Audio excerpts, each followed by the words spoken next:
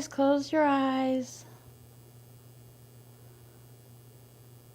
All right, I think that should be good for us. I will adjust that as needed as we start to work. Good morning, Jackie.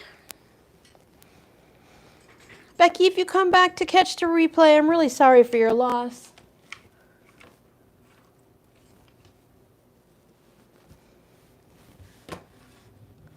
Let's refresh this to get up to speed. Uh-oh, excuse me, I got a yawn today. Ay, ay, ay. All right, top chat, click the arrow, go to a live chat. I want some scrap paper today, I think. I feel like we might have a conversation today.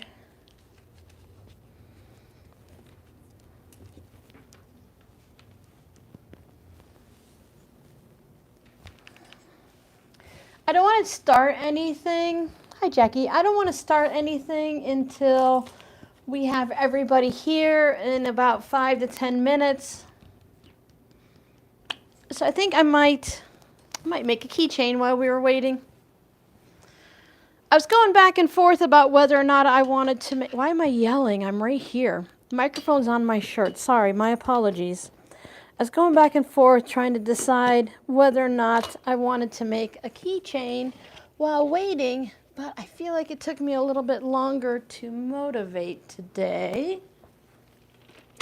Hi, Connie. Hand watering done. Time to sit and watch. Excuse me.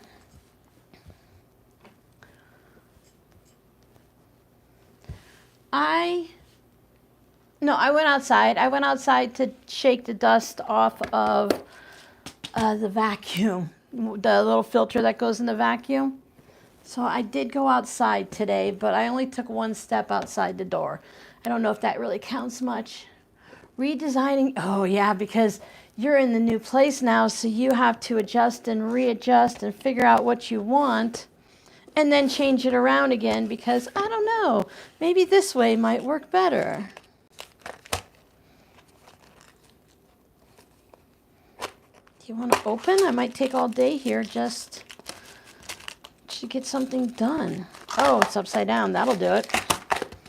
There we go. I just gotta make one, just maybe two, because I can't just sit here, idle hands and all of that. Where is the glue?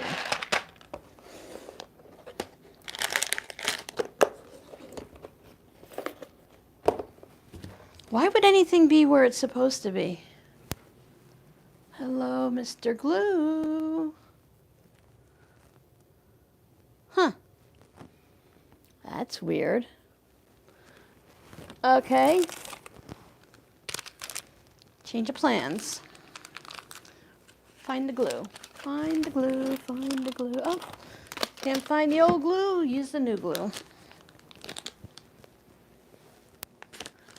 I wonder what I used the glue for and where I put it. Oh, hi, Ellen. Ordered a new computer desk. Nice. There's just certain things when you move that are a little bit different than your last place, and you're like, this just either you need something new or you're like, this just isn't going to work. So you have to get something new. Desks are always one of those things. I always feel like I need a new table or a new desk or something. Thank you to everyone who's been ordering the keychains from my Etsy shop. Ellen, I did put that pouch in the Etsy shop if you haven't seen any of my posts and comments. I put it reserved for you, so whenever you're ready. No rush.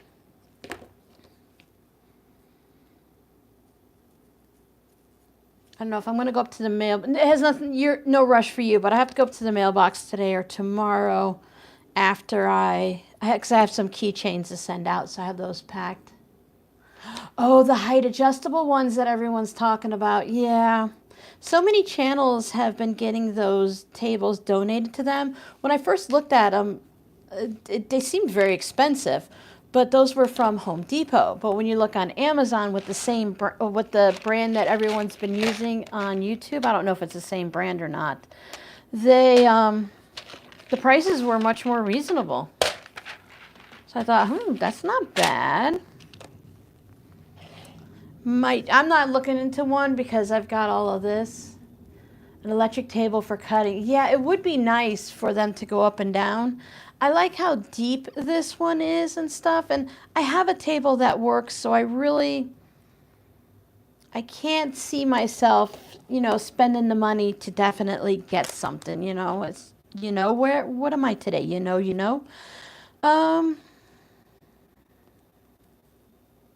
Red, orange, yellow, green, blue, and purple. Do they fit on here? Red, orange, yellow, green. Ooh, that green is not very greeny. But no, those are. But should I do it? Oh, look, we got an ad already. Isn't that nice? Green and purple. Well, ads pay the bills. Yeah, I know I put it on the Instagram message, and I think I might have put it on a comment to your YouTube. When you left a comment, I responded to your comment type thing. Like I said, no big deal. It's not a big deal. Ooh, that's what I have right here. This is just a dining room table. Red, orange, yellow, green. I need a blue. So this is just a dining room table, and I do stand here and cut on it, and it's fine for me. It doesn't bother me much. I would like to have like a cutting table and a sewing table separate from each other. That is really kind of nice to have, but it's like whatever. I've been doing it so long this way. It's like, eh.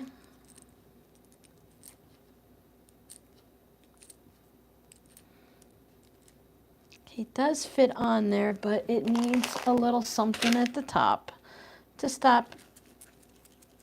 Well, let's make the rainbow one jingle jangle. I feel like rainbow can jingle jangle. That would be okay. Is anyone doing anything fun this weekend, this summer? I watched this one gentleman here in the Phoenix area. He has a garden, and I found him on Instagram, and he's starting to plant seeds for his winter garden or his fall garden.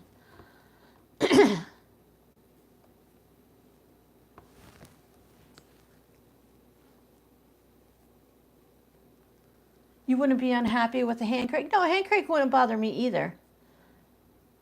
Yeah, I figured, Ellen, you generally just do online and then you do sewing or whatever you're doing for the rest of the day and you catch it later. That's at first time I said, hey, it's in the shop, go grab it. But when you didn't respond right away, I'm like, duh, Robin, you can go ahead and reserve it for her so everyone knows. I mean, technically I could make another one, but it wouldn't be the same. Come on, eyeballs. Putting that little needle into the little hole is not the most fun thing to do. Yeah, so he's starting to plant stuff for his fall garden, and I'm kind of curious to see. He's putting in things like Brussels sprouts and things like that. This one is more of a jingle jangle one, but I do like the way the rainbow colors are.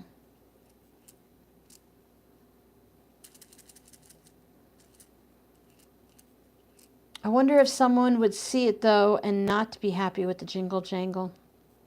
Well, I can't do everything. The message just came through now.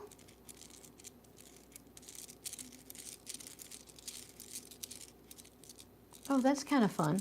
I like that. Okay, a couple more minutes. I'm going to make one more, and then we'll start in on our project. Okay, better days is that, Amy, I have my notebook here. I'm writing down a cheat sheet for myself. so that I know everyone, I can just look at really quick if I get a brain thought, like I'm like, I don't know who that person is. And then I can look over and I'm like, oh yeah, gotcha.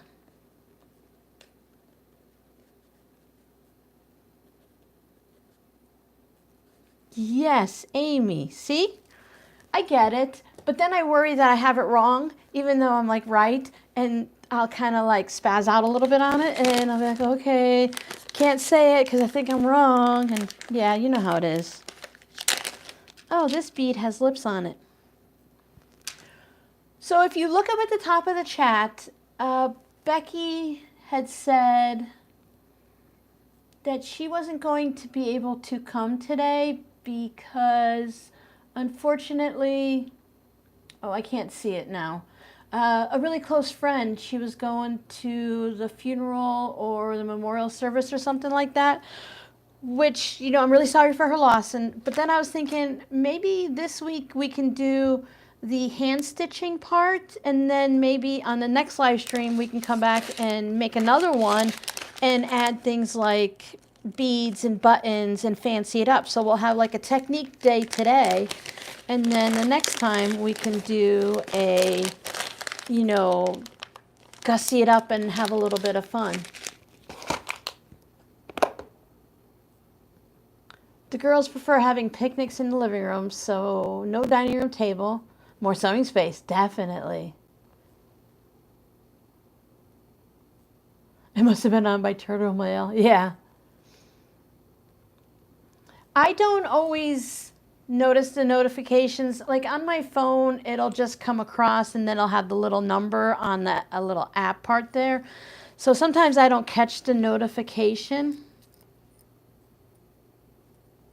Let's do it again. And I don't see it until I go into the app.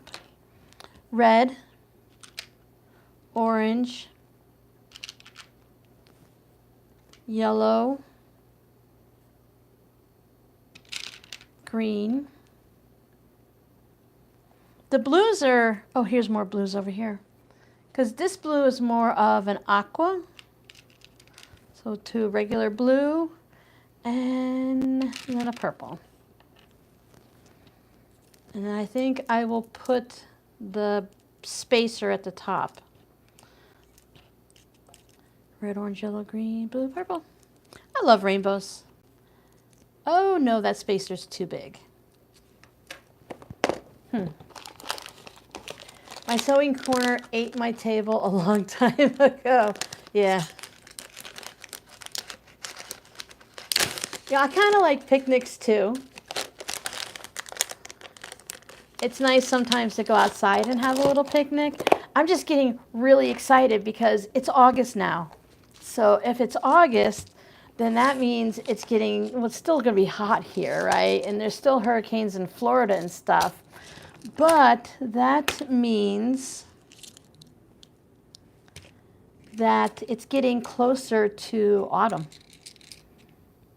So the temperatures are going to be changing soon. And I almost have the clothes to survive winter here. I kind of bought a few different things last year to figure out what I might want. And now that I know what I want, I can add a couple more things to it to finish it off. And I have that space heater now, thank goodness. That's what saved me last year. I've been looking at the Cool Mist humidifiers again, and gosh, I just as soon as I pick one, I see a bunch of comments, and I'm like, now I don't know. It's so hard to tell because sometimes you might just get a bad machine. I mean, you could take a chance with the $30 ones, and you're like, hey, it's just $30, no big deal. But that's still $30 for one, and then if you have to buy a second one, you know, you're spending money again. And the really good ones are over $100, and then it's like, really? Did I get the right one? There's certain features that I know that I would like. You know, I have a big room here. I really wish I could get one that didn't have to be. This one only jiggles a little. I really wish I could get one that has like a USB charger, because even if I had to charge it every day, it would be nice. I don't really have a plug next to my bed that I can utilize, so it would have to come over here. I know 108, and yeah, I know October can still be warm, but I've also learned here that it's really funny because when it was, 115, it's like, oh my God, it's so hot. It's 103. I'm like, oh, it's kind of nice out. Excuse me. I know here that as soon as it hits the 90s, it's comfortable here compared to 90s in Florida. We still have enough Florida blood in us that hopefully we can get through this winter, because 90s is like, yeah, 90s is good. 80s, it's gorgeous here in the 80s. If it gets much lower, then I'll get cold. Oh, put the glue where I can find it. All right, let me put these away and then we'll get started. It's like 8 minutes after, whatever it is. So anyone who's gonna show up has shown up. Everyone else will be late. And we can get started.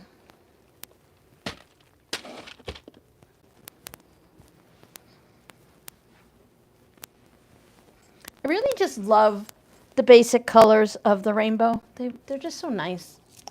So I will finish those off later. Okay, we're going to do slow stitching. And for whatever, if anyone doesn't understand what slow stitching is, it's basically anything that makes you slow down.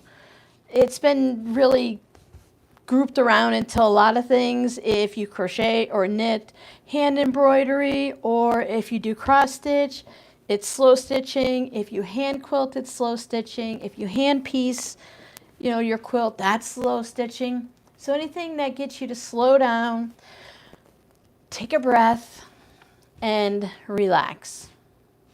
So today I took a stiffer piece of felt, I cut it in half, and I used my can of spray and bond. It's a heat and bond product.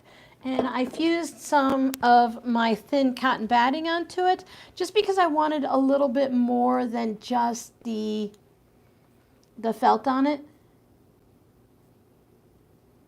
Oh, it's going to be nice just to be able to get outside and stuff, to go for little walks in the trail behind the house and stuff like that, and just to wander around towns again. It's like if I don't have any need to be somewhere, I really don't want to go in the summer when it's super hot. Of course, the air conditioning in the car, but the phone heats up. The cell phone overheats just in the car, in the shade.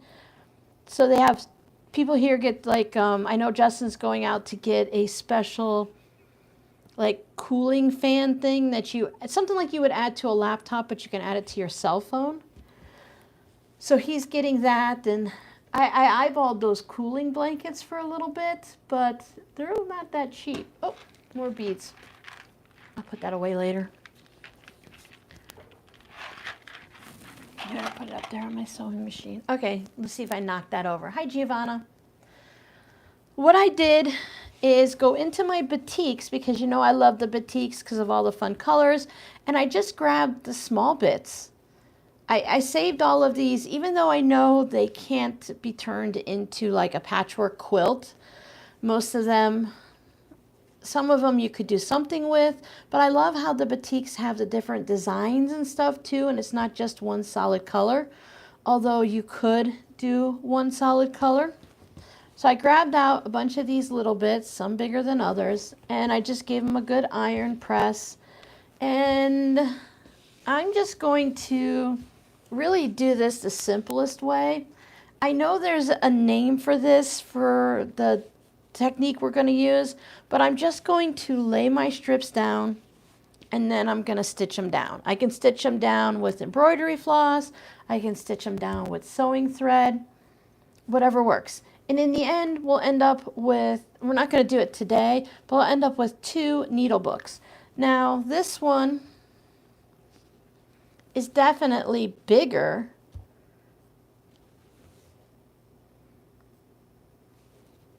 I don't know if I like it that big. Maybe I should cut it down.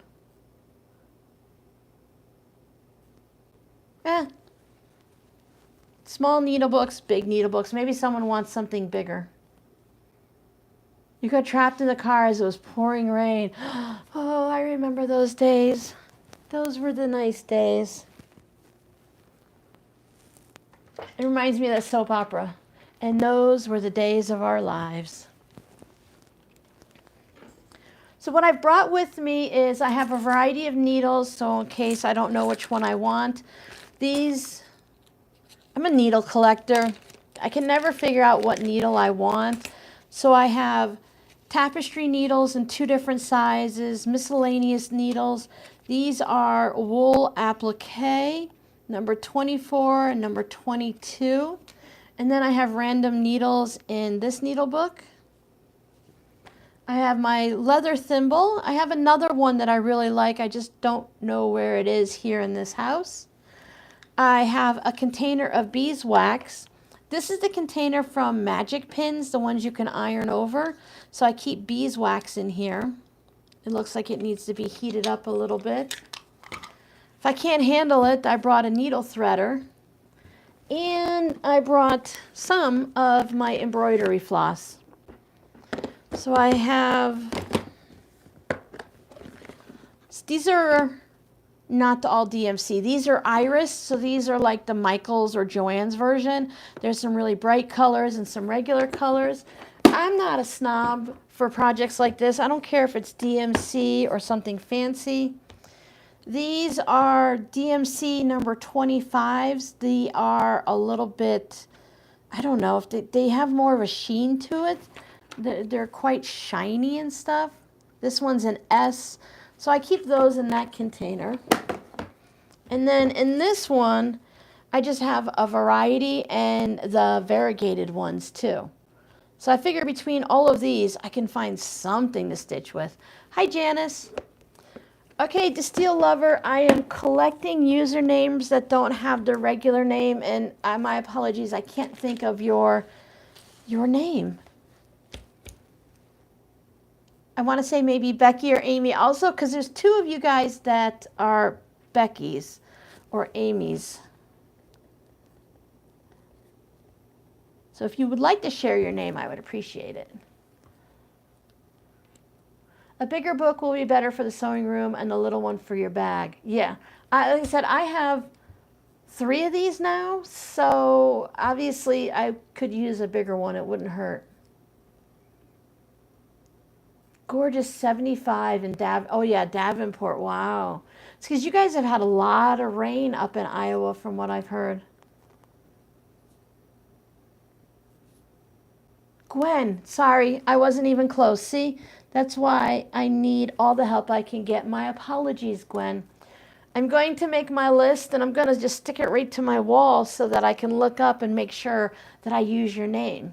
Because I know you guys don't mind if I use your handle, but it's nice to also use your proper name if that's what you'd like. Now, I'm sure they get too much rain here with flash floods and whatnot, but I have not experienced too much rain here. Hi, Jody. Ooh, baseball. And the Blue Angels. That'll be fun. See you next time. We're going to do it again on the next live stream, so come on back. I did put a link in the description box of this video to a NeedleBook tutorial video that you can head over and watch that one afterwards if you want to see how to finish your NeedleBook or just make one in general. The gray will not be the inside because I will put a lining fabric on it. And then this one has, it's like white flannel inside. I usually use the felt, and some people use batting. So it'll be like this. It'll have scrappy fabrics on the outside. This one has selvages, and then a fabric on the inside. Baseball. Excellent.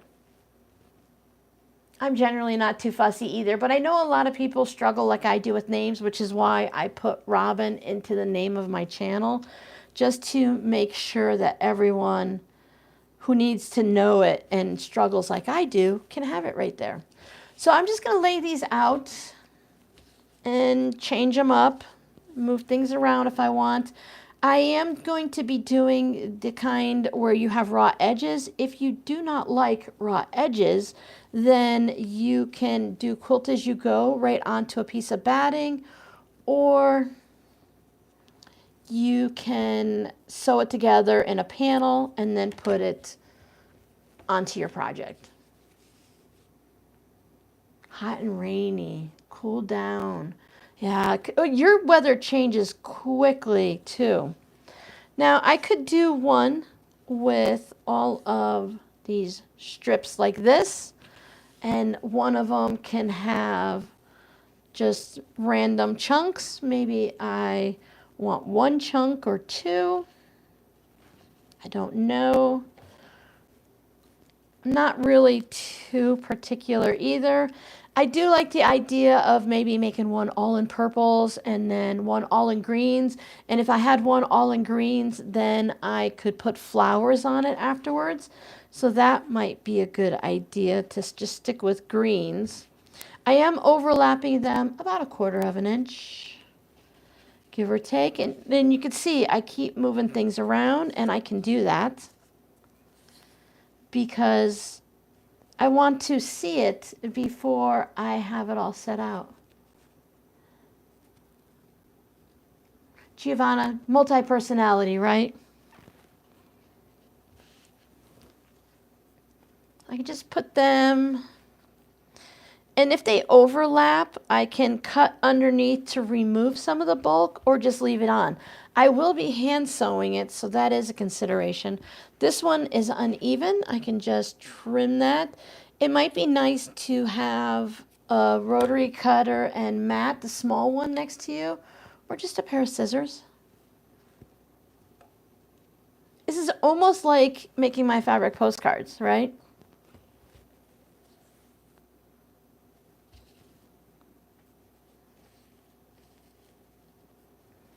I just don't want the batting to show, but if you put it right onto the felt, I would use a green piece of felt so that if anything did show, then it would just be green felt. A sunset would be fun. Now I thought of the green, and then I thought, no, I don't really want the green, and now I didn't bring out enough green, but that's okay. So I can take it right here and cut these down, but I think I want a bigger pair of scissors.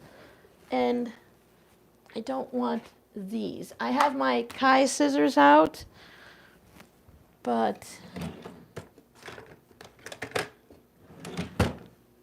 I think I will use my, what are these?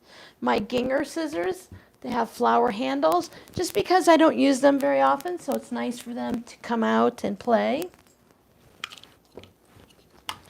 It's a good idea to have something nice and sharp to make your life easier. Hi, Morzy, I hear you. Are you dreaming? My kitty S'mores, she just goes and cries in her sleep. So I talk to her and it calms her down, or wakes her up, I guess. And then she settles down and she's all good again. So maybe I want to do a little something, something. But I'm going to need more green. So I'm going to hold this one off for a second. Front green, back blue. Yeah, you could put the blue. And then I do have some fun sunset colors. This one has a little crease, so I'm just going to sneak over to the iron over here. As part of my wool mat set, I have this nice little one. This is a 10-inch wool mat, and it's really nice to have next to the sewing machine if you just want to do quick little pieces like this, to just put this on and give it a quick iron, because I'm not doing actual blocks. So it's nice to have it. But you guys are sitting right there on a tripod on my ironing table, so hopefully you don't shake too much. Yeah, and you can also, of course, do things diagonally, because after you make it diagonally and then you fold it, it'll be like the sunglass cases we made last time. So you can have fun, like if you had an old string block or a quilt block, You could put that down and you would be all set. I almost like that blue in there. Add a little bit of the blues to the green. So let's put this as my bottom. And then, oh, maybe we'll do oranges. See, this is the part with the slow stitching that can get you in trouble as you're trying to decide on your layout, because you can change things up and move things around. I even have this little advertisement. I even have this little triangle. Giovanna, you're not supposed to be sitting on the table.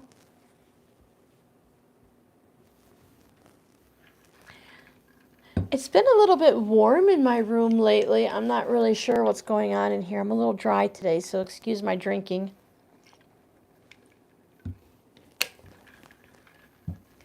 If you had leftover pieces of fabric that have like fusible on it, you can use those here too. They would work really well.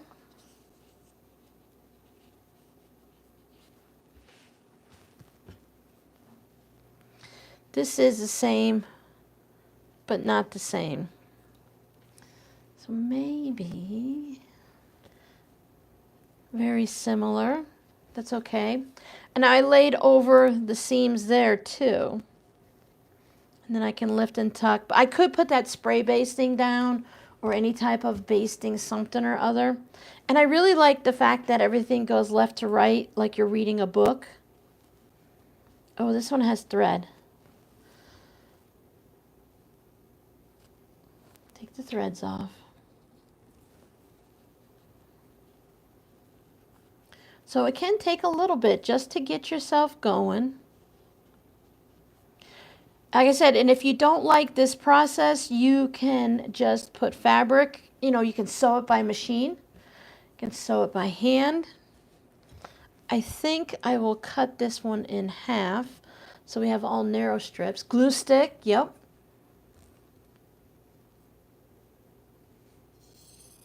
Anything will work.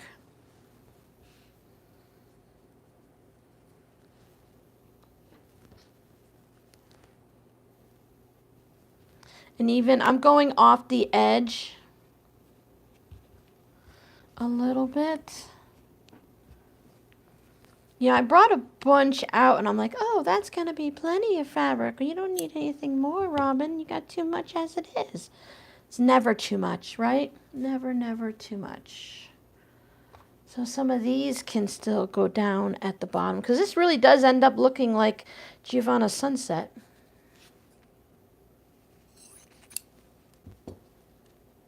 These are really nice, but they are heavy. They're nice because they're the kind for doing like clothing that go kind of flat, not totally, but it's close. And they can run along the table, but they're just heavy. I just find them to be a bit heavy. Look at that, all these the same.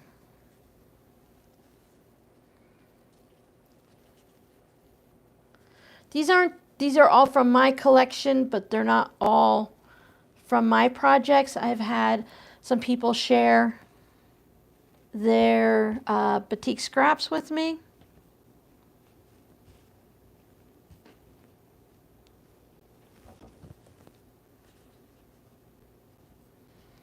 So I really appreciate that. Tweezers can be helpful too. I know this is so boring, but I didn't want to do this step without you. But when we do it again next time, I will make sure that I have my piece ready so that you don't have to wait.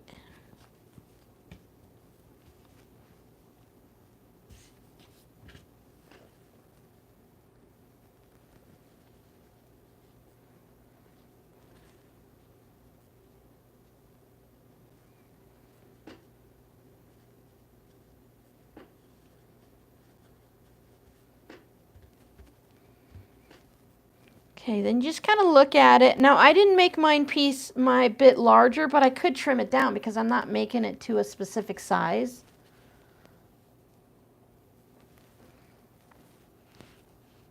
All right, let me wait for me and the screen to put that piece in. I want to see if it's too awkward.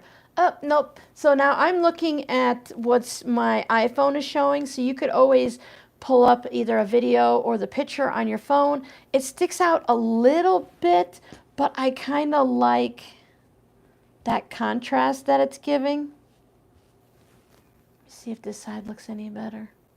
That side does have a little bit of more color to it, so let's just put it like that. Okay, so you could pin this in place, but oh my goodness, that's going to hurt. I think I'm just going to take a chance and risk it. Now I want to find thread or floss, excuse me, depending on if you want it to stand out and you want your thread to be part of the design, or if you want it to be like it's for it to blend in. So one of the things you can do now is I brought some white thread for me, and I think what I'm going to do though is grab a yellowy orange, and I'm just going to do some big basting stitches on here to hold it all into place. Using your bobbins is really great. So if you want to make sure that you pull out all of the colors and you don't want it to be seen, then use like a black to really contrast it. And if you think you might miss something, use a thread that's going to blend in with it. You don't like the green there? But this is more of a purpley on that side. That one, I guess it could go with down here, but that one seems to stand out a little bit.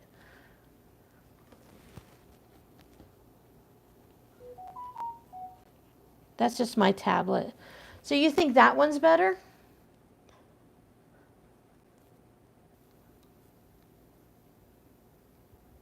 I can't argue with you. All right. Considering this is going to go into the shop, I always say majority rules. I do need to give it a little bit of a press.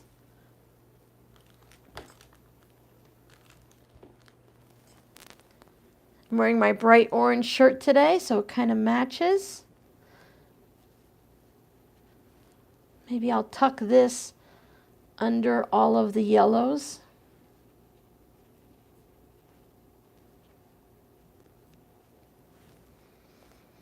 No, I think I kind of like it on top better. All right, if you're going to be bold, then go all the way, right? Okay, so I have, what do I have here? I have this sulky polyester 60 weight, 100% polyester that I picked up at Joann's when they were going out of business. Because I don't use polyester thread, but I do use it for like fabric postcards and the scrappy note cards and stuff like that. So I'm going to pick a longer needle with a thinner eye to it, because the width of the eye, it's really great when you can have a needle that's even all the way up. It makes it easier to go through the item. Now let's see if we can do the needle threader. This is a clover needle threader, and I put the needle in the needle slot. I'm going to put it so that the eye goes like this, and then the thread goes here. And I find that if I hold the thread a little taut, it threads the needle. So there's a little lever you push down here, and then when you pull it up, it's not threaded.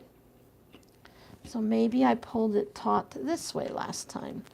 They can be a little finicky, and it all depends on, you know, the way the moon is that day. I don't think I'm in the threader. There we go. All right, hold the thread straight down, so that's definitely in the thread slot, and it is threaded for me. Most of the time I can thread a needle, no problem, but Yeah. I try to stick with the cotton threads for, you know, my quilts and stuff. It's just what I like because it's what I started with. I'm sure if I did start with the polyester because I used the coats thread. I'm going to put a knot on the end of it, but I don't think I really need one.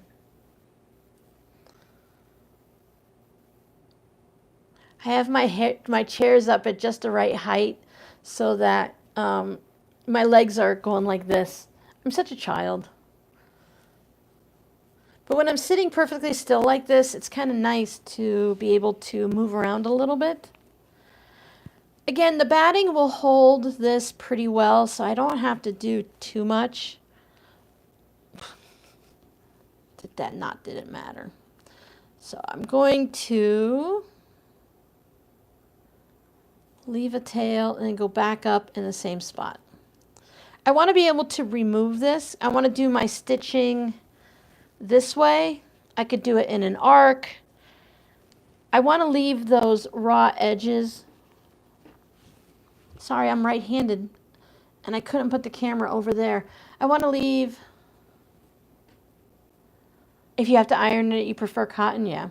I want to leave the raw edges as a detail. Some people like to tear their fabrics so you get that really ruffly, fluffy edge to it. Now, since I don't have a lot of small pieces, I can just put 2 stitches in each one, and then I'll just pull the fabric right off.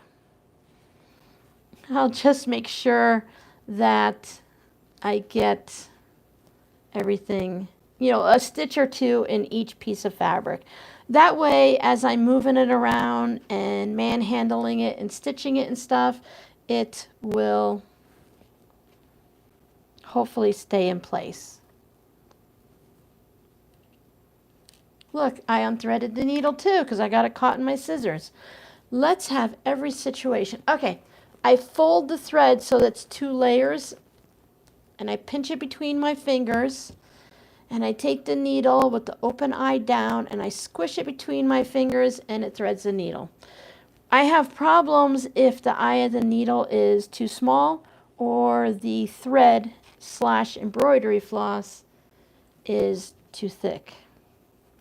Now, embroidery floss, when we go to use that, you can choose any type. There's pearl cotton of different sizes, and then with the regular embroidery floss, you can choose how many pieces you want to put, you know, how many strands to do. Then I'm going to go 1 big long stitch just to hold this in place. You can even do back stitching, so if I go forward, because this piece is narrow, and then come back, I'm going to pull this out. And I should be able to see it from the back easily to pull it out. Uh-oh, Giovanna has ads. And we were doing so well. Considering I iron most of my projects, then, you know, it's nice to be able to. I know you can iron the poly cottons and stuff and the polyester thread because people use them all the time. But again, personal preference and really what your machine prefers. So don't forget, you can go into the chat and all the way up to the top it says top fans. I double checked on a Not My live stream and everyone should be able to go up there and check it out. We can see that our top fans for today are Jackie, Giovanna, and let me get it right, Gwen, who is the Steel Lover. And then it'll show you everyone that's come through. I think you get 25 points just from liking the video, so even though you're not here, you're still on that list. Just to give you that knowledge that if you want to watch a live stream and maybe you don't want the person whose live stream it is to know you're watching it, if you like it, you're going to end up on that top fans list. Now, that's up to you. For whatever reason, you may or may not want people to know you're watching their live stream. So that just to give you that information. Your Bonita takes everything. Hi, Barb. Ooh, mowing. I'm going to have to do that tomorrow. I'm going to do fancy stitches with the embroidery. I don't know. I think this week I'm going to just use regular embroidery stitches and do like a running stitch or back stitch. And then when we come back on the 16th, then we'll do some fancy stitching and add beads and buttons and stuff like that. Because it's a needle book, it doesn't have to like fit in the mail like a fabric postcard would. So we can put whatever we want on. We could take it to the sewing machine and do this part too. If you want to do the basting stitches with your sewing machine. This does take a while, especially if we're all hanging out, but y'all can leave and come back and check the replay or whatever. I just needed to have enough started so that I can go faster now. If you have a bunch of little pieces, I think I would put the glue stick down or the spray basting to hold them in place. If you're going to make a bunch of these, like I wanted to do these two separate because I knew I wanted to make them separately like this. You could use a full sheet of the felt. You could do your stitching just through the batting. You don't have to use the felt.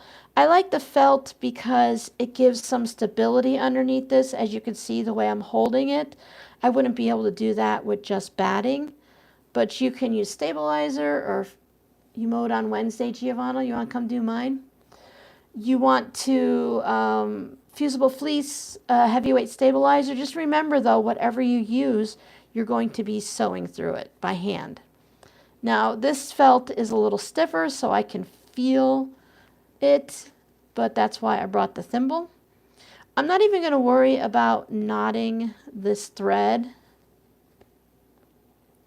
If you want to see some fun things, they do the slow stitching rolls, and they just roll it up like a scroll on a wooden spool of thread or just on itself, and they make little designs. You can do something like an advent thing, so every day, every week, every month you add something that represents that month. So we just finished July. Maybe you want to do one with like a 4th of July theme, and then you scroll down a little bit. In August, maybe kids are going back to school, so you want to do a back to school theme. I'm just going to leave this thread hanging on the back. Again, I'm going to put fabric on the back, so if it ends up in my way, knotted up somewhere, I stitch over it or through it or something, it's not going to matter. Remember, when you're hand stitching, it's better to thread the needle while it's still on the spool of thread. If we thread from this end, it's less likely to get that weird spirally, tangly thing than if you were to pull it off and thread from that cut end. So you always know which end you're at, you thread from right here. And that works for this, and it works for hand quilting. So then you just pull off what you want, and you're good to go. I do struggle a lot with this hand stitching now because of the nerve damage. I can barely feel the needle in my hand, and I definitely can't feel, where's the thread? There it is. I can't feel the thread or anything. So it does make it a little bit, where are you? There you are.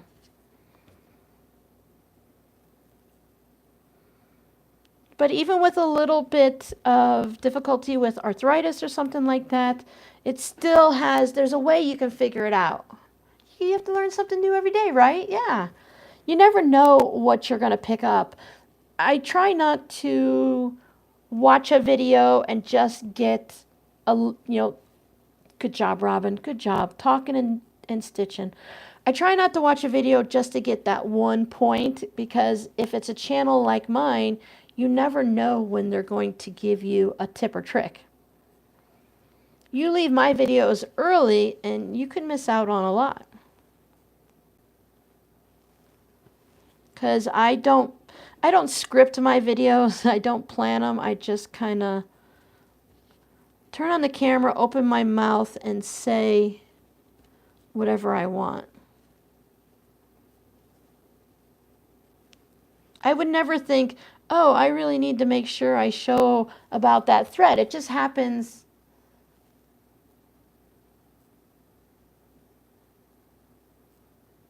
Now. You know I do that all the time. All right. Thank you, Giovanna. I appreciate it. All right, here we go. For the third or fourth time, let's start this thread. See, it's helpful to have someone watching you. I always end up with a song in my head. I can't remember who sings this, but private eyes are watching you, watching your every move. Obviously, I'm not a singer. One, I tend to make up the words as I go. I'm nodding it this time with the end of the last thread to see if that might keep it from coming back. All right, here we go. Ta-da. Okay. Watching you. Oh. If you have anything showing when you're all done stitching and you've spent 4 hours on it, you're like, oh no, get a Sharpie marker. Thanks, Janice. What's good is it's always there. So sometimes even I will go through and I'll go to the channels that I watch. I'll be like, I haven't seen Robin in a while. I must have missed something. So then I go back and I watch to see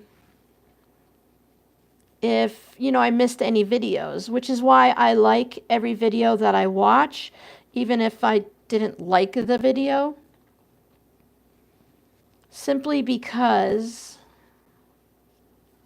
I want to know if I've seen it or not. I'm tucking this one underneath, excuse me, because it's kind of small.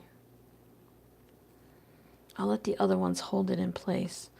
Okay, so everything's stitched down, even these over here, so I'll just move over some.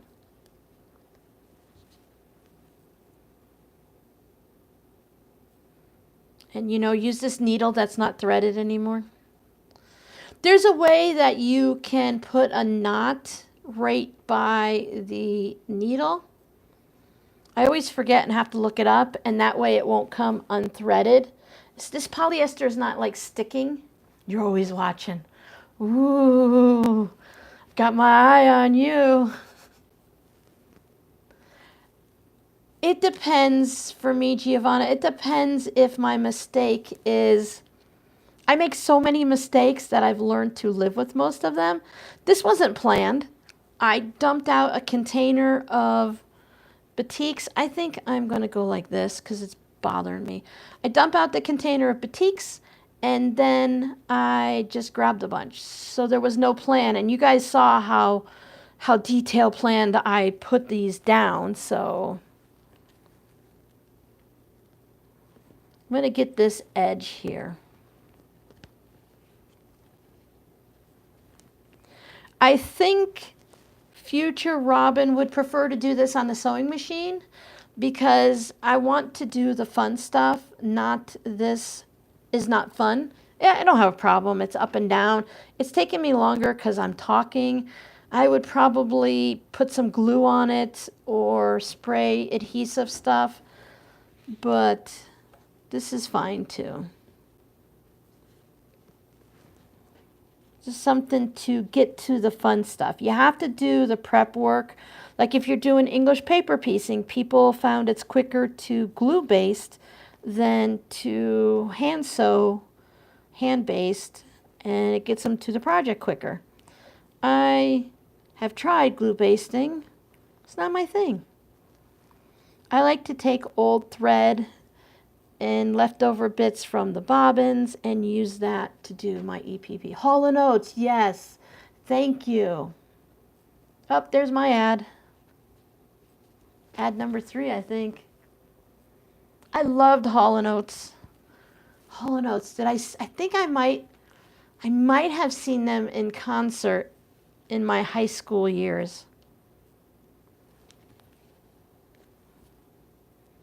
I know I saw Huey Lewis in the News.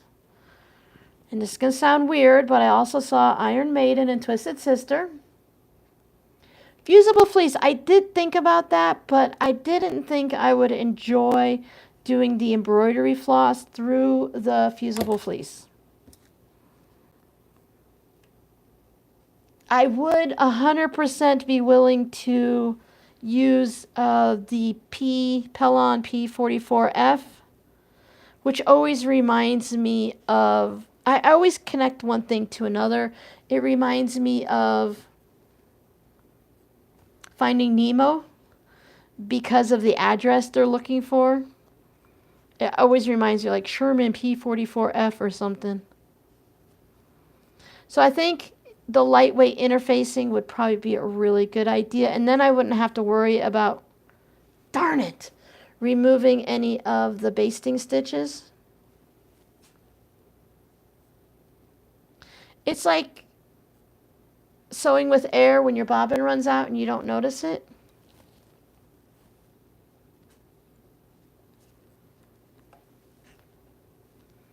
So when I go do the embroidery floss, I just want to make sure that I do a better job of getting all the pieces stuck down to hold everything. Yeah, the P44F is a very lightweight. You can read a newspaper through it. And it's actually much easier to stitch through than this felt. If I just used the fusible fleece and not the felt, then that would work. I'm kind of thinking I might regret this decision of using the stiffer felt. I don't have any more of like the cheap Joann's and Michael's felt. I just have this stiffer felt that I use for the bunting projects, which I've been really kind of craving again. Okay, one more run up this section here and I'll have everyone in place and we'll be good to go. Thank you for your patience. Thank you for flying Robin Delta Air 347. Enjoy your vacation. See, this is what happens when I don't have an audiobook or a show on in my head. I run my own little commentary, and y'all are stuck with me.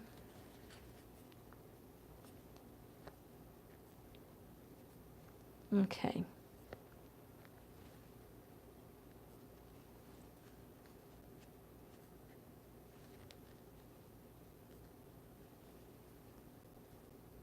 There's a couple places that are a little tight and barely overlapped, but it will ultimately be fine. Okay, needle. Put the needle where you're not going to lose it, because you know once you disengage from your project, you're going to, if you're like me, you're going to set the needle down and freak out. My sister stepped on a fish hook once, and I've heard about people in the crafting community, you know, stepping on toothpicks and needles and having to have an operation to get them out of their foot. I have a thread container over there, but it's out of the way. Whenever I put it in the trash can here where the cats can get it, I like to snip the pieces smaller because my cats really like sewing thread and embroidery floss, yarn. And if they happen to get up on the table, because they can all jump on the table, they're just better behaved than that. I don't want them to get it stuck in their intestines, you know. That's scary, dangerous. Okay. We used a fish a lot. A fish hook is nasty because it's got that barb, so you can't pull it out. You have to clip the end off and continue taking it out. They had to actually, not to be gross, but they had to like slice into the, because it was in like the bottom section of the foot here, and it was like in the foot, so they just made a little incision and pulled it out and stitched it up, and she was good to go. Gosh, that was like 1985 or something like that, so long ago. Now I'm going to choose an embroidery floss. I think a variegated would be fun so that it would change as it goes. But the only yellow variegation I have is not quite what I like. But I do have this section right here of all of these yellows that are different shades anyway. So I think that that's what I'll do. I'll start not too light maybe. So just like when you're checking for the thread, hold on, Mimoka, my white calico is looking so sweet at me. She wants lunch. Come on, sweetie, I'll get you some crunchies. She's being so well behaved. We've worked hard at not, come on. Is this what you want? Come on. There you go. There you are. Working so hard at her behaving. I have claw marks in the corner of my table right here where she reaches up with her claws and says, hey, can you feed me today maybe? I'm a little hungry. All right, so I have this. I think this one would be good. And I'm thinking, so you lay it out and see. I'm thinking that I only want 3 strands. I'm just going to maybe 2 rows with it. Okay, hold on. My goodness, you feed one cat and everyone else wants to eat 2. You guys usually sleep during lunchtime. Why are you messing with me? You usually don't mess with me during a live stream.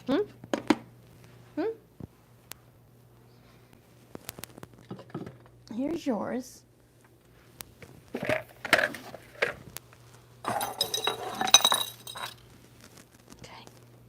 I vacuumed and I picked up all of their toys and I put it on the bottom shelf of a bookshelf where they all like to lay down and relax. So, of course. Yeah, the poor things, they're starving. Red, orange. Yeah, I can split it in 3. Yes, exactly, Connie. I can put more than 1 color in here. If I want to grab maybe a fiery red or something to go with this, or even, it doesn't even have to be red. It can be, you know, whatever this color is. It's kind of like a corally orangey red. It looked different in the container. So I can mix it in and have just 1 strand of this as a constant and like change the colors as I go. I kind of like that one there. These are a little bit too bright. And these aren't quite what I want either. So this is the best. I do have another container or 2 like this in the closet. Obviously, I don't need it. I have enough color options here to keep me going. So I can choose just by laying it out. We are their slaves. Well, they can't feed themselves either, right? And this is a special week. I told them when we got through July that I would buy a bag of chicken breasts, and I shredded up that 5 pounds of chicken, and we've been having chicken every night for dinner. So I said they can, if they behave, they can have chicken every night for dinner. And let me tell you, they are holding me to it. It probably doesn't hurt that I'm eating chicken, so it reminds them. But yeah. And you can just choose what you want. This one has a little bit of purple in it. So I wonder if this one could have a little bit of this in it. This can even carry through all of these. And then up here, we could even do this. All right, let's just be crazy about this, because why make it simple, right? All right, I'm going to figure out, I like to do, because I don't mind wasting a little bit of embroidery floss. I don't want to put another one on. But if I go this way and then I get to right here, I can always add another color on, or it doesn't have to be the same one. So maybe I'll go to, let me get sharp scissors. So I have a little end there because I want it to just stick out. Afterwards, I'll do a the victory lap on a quilt and I'll stitch all the way around it. But let's go there. Now you have two options here. Well, you can do this any way you want, right? You can take the two threads and just pull them like this and just kind of get them out. The proper and official way to not have a big mess is to take one strand. See, it comes out real easy and this part isn't a mess. Come on, Robin. There's one strand and then a second strand. Okay. And then I have this piece and I will just put it back on. I'm getting away from these bobbins, but I just have to use them until they're done. And then I think I decided to put one of these on. So let me measure this much. So there's two. I think this is simply called mixing your threads or something like that, you know. There's too many options. Hi, Audrey. Yes, there's a lot of options, and you don't have to do that. You can just take a piece of sewing thread or just take the one embroidery floss and go all the way through. But sometimes it's fun to see an option and then go, no, I don't like that. You can take a charm pack, a layer cake, jelly rolls, if you have leftover jelly roll strips, and just use that on your project so you don't even have to think about the colors because you'll know they go together. But sometimes I get questions, you know, how do you work with scraps? Mine never look good together because I do a lot of these projects, and over time, I don't think you guys are even going to be able to see. Over time, you kind of get used to. Where's the camera part? Over here, okay. Can you kind of see how it has that melon color mixed in? And it just gives you a whole new color. And hey, is anyone going to even notice it? I don't know. They might not even notice it. I think, let me put that needle back in here. I don't have a rhyme or reason. I just kind of stick needles in wherever if there's an empty spot, that means that's where it came from. So that's where it goes back to. I do like a longer, sharper needle for this.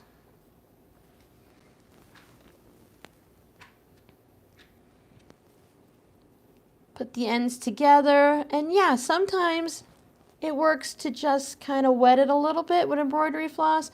They say, you know, wet the needle, not the thread, and it'll go in better, but at this point already, I didn't like slobber on it. It's really kind of dry. I just want to have, you can use the beeswax stuff to just get it to stay together. Just wiggle it down. There we go. Put a little knot in the end. You can do a quilter's knot.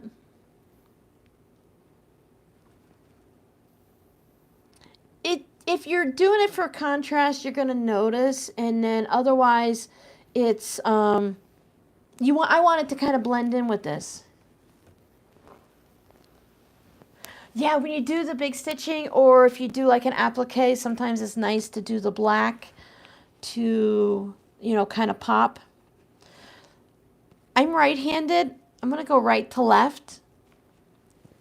You could go up and down, but I feel like this is the way, when I look at this, my project, because I laid them all out like this, it's all moving that way. So that's the way I want to do it. I have a little knot, keeping in mind that I will be able to do that kind of stay stitch all the way around the edge. Let me go through and take these off.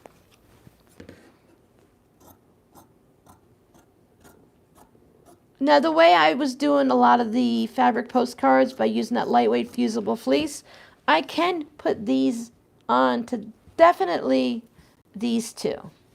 These two are a little iffy, but you can save them and use them as stuffing for something. I had to go back and pick up cat food now. Oh, hi, S'moresy. Are you awake too now? Do you want lunch too? You can't eat your sister's food. It's bad for your belly. For those of you that have been here for a while, you're used to my cats interrupting. Can't hear my daughter's cat screaming though because it's a different time of day and they're out in the living room sleeping.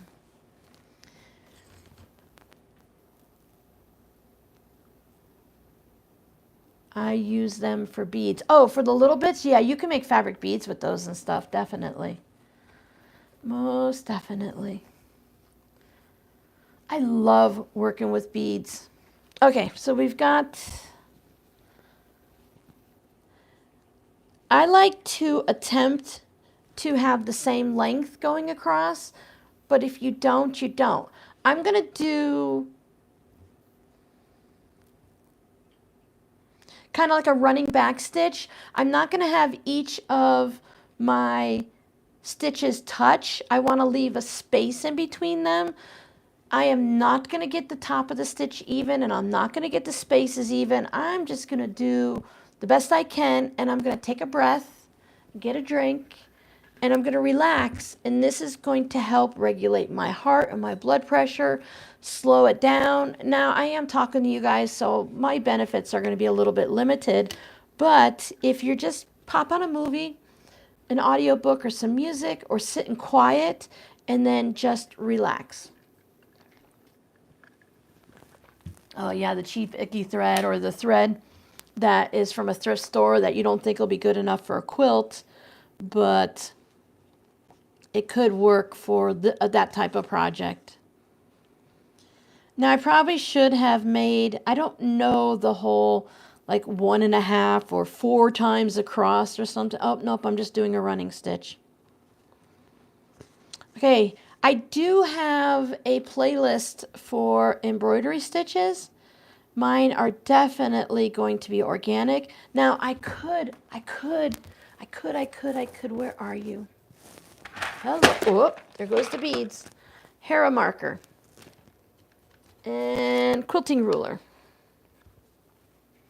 and longer quilting ruler. Come on, quilting ruler. I'll take the Hera marker and about 1/4 of an inch from the edge, I'll make a line. And that'll help me stay on that line while I'm stitching. Look at how smart I was there. Make sure you have a comfortable chair. Put a pillow into your, your lumbar area if you need it. In the past, I have sat outside and done this on the porch. I'm just going up, down, over a little bit. I don't have an exact measurement. And then it's the same thing on the front and the back. So you'll see a running stitch just runs right along, and the top and the back look the same. Just remember which direction you're coming from, because otherwise you'll have to pull your thread back out. I have the thimble. It's not bothering me too much right now. So if you need the thimble, I like to put it on my middle finger. I have a clover one that has a piece of metal in it with the leather, and it makes it easier to push, but they tend to be not in the right spot for me. I'm not struggling and my fingers aren't hurting, so I don't feel like I absolutely have to have the thimble. I'll get a little bit, and of course, as I said, I don't have enough thread. For some reason, it's coming in my head that I should have had 4 times across, but that's okay. After you have all of this stitching done, you can still add beads, buttons. Maybe you have a patch or a fun piece of fabric that has just a little piece of fabric that you saved that has a rose on it or something, and you want to applique that down. You can do that. Having the felt on the back, as you can see, it's staying up and I'm not having it flop over. I do not like those metal thimbles at all. My fingernail gets in there and it gets hooked on stuff. It doesn't fit quite right, and I'm like, ugh. Now I know one of our people here who's not with us today, she might come in at some point, Sue Smith. She uses those thimbles that you just stick to your finger. Oh, I am getting a little bit on my finger. You just stick it to your finger, that little sticky patch, a little circle of like felt or something on it. She loves that for her hand quilting.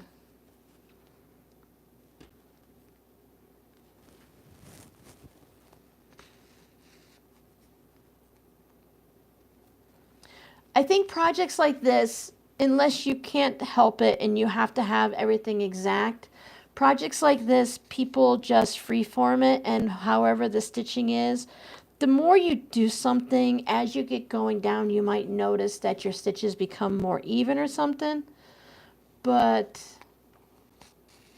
it doesn't have to be. Okay, now I'm coming up. Let me show you what I have up close. Don't hit anything. Okay, so there's my stitching.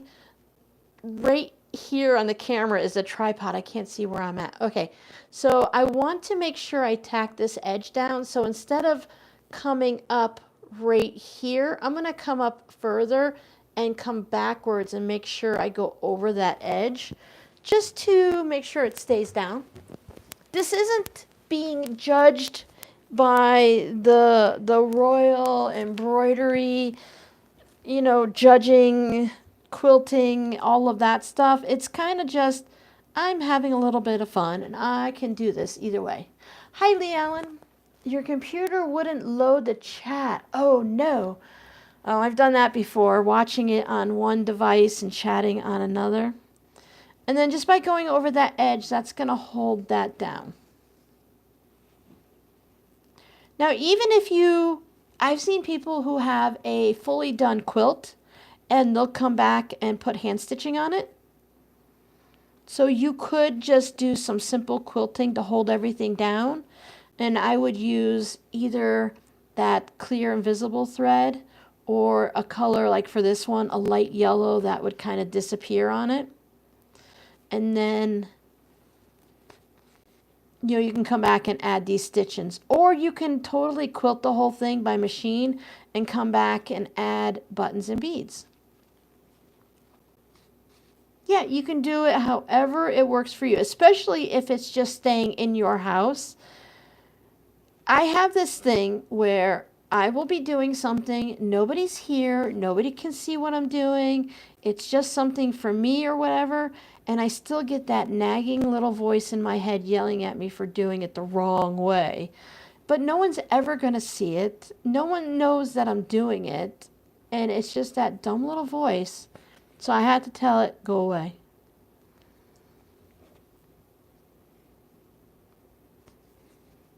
Oh, I just paused with the chat or the video itself. Because sometimes I will listen to it on a device and I'll chat on my phone. So it doesn't really matter too much. Oh yeah, on panel quilts where you don't even have to, you didn't even have to quilt it. Lace flowers, rickrack. Oh, look, I was okay. I was worried for nothing. One thing to watch out for if you're like me, as I get closer to the end, if I'm worried about running out of thread, I tend to make my stitches bigger. So I have to slow myself down and say, don't do that. And then the last one. Okay, so there is that. I'm going to leave the thread a little bit, oh, there goes an ad, a little bit long.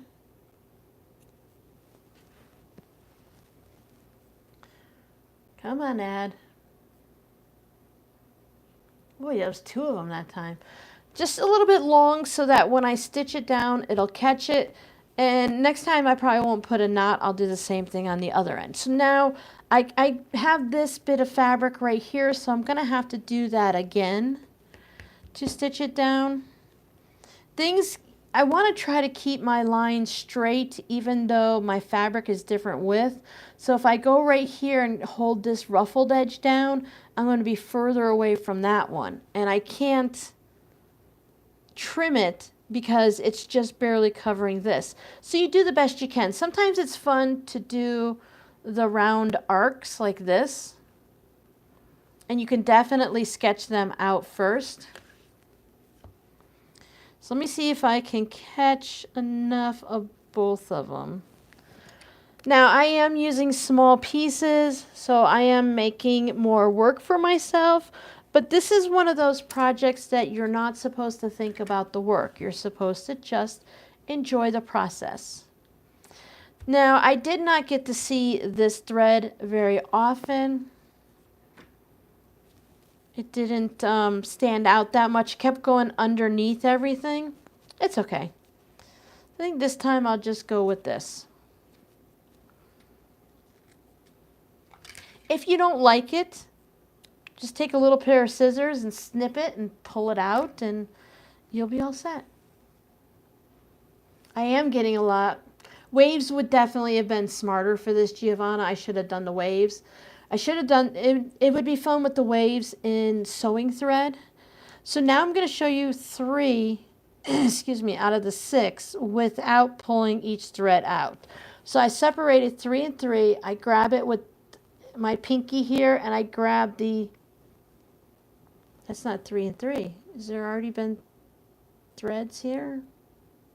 All right, there's 3 and 3. Okay. I hold this one here and then I hold it up there with my thumb and my forefinger and I just work it down.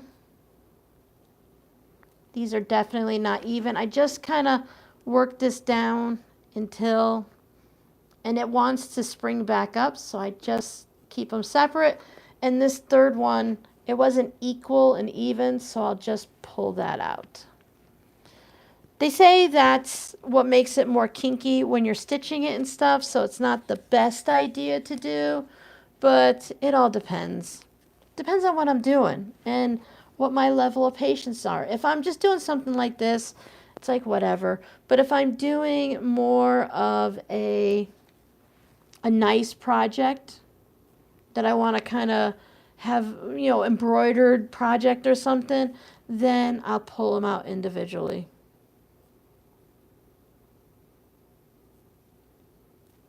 There we go. I just keep going left to right.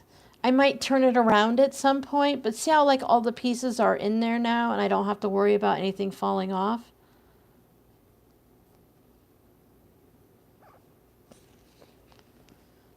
Leave a tail end.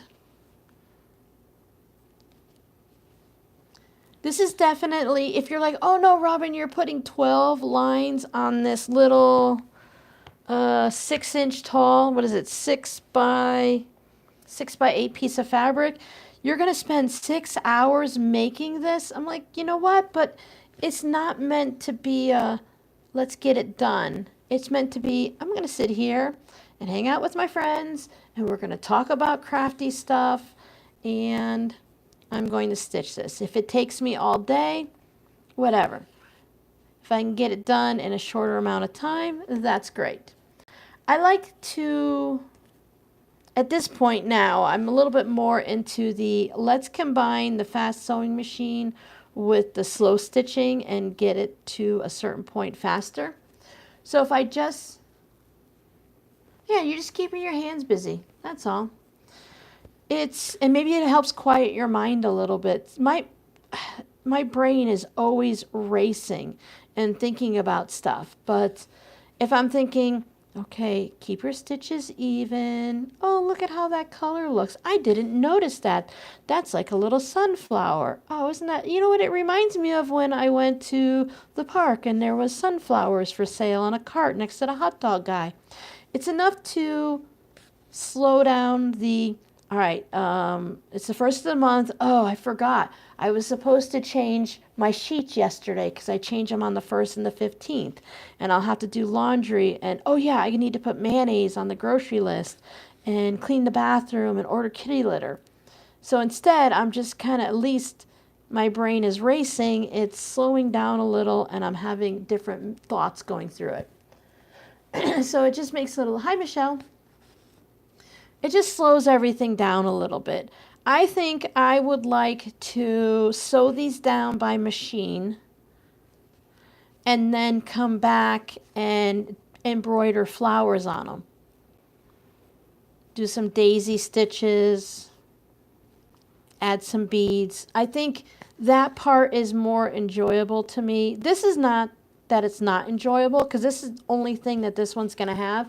But if I were to do that on this one and add beads to it, I would be in a rush to get to the beading part, because that's more fun than the hand stitching to me.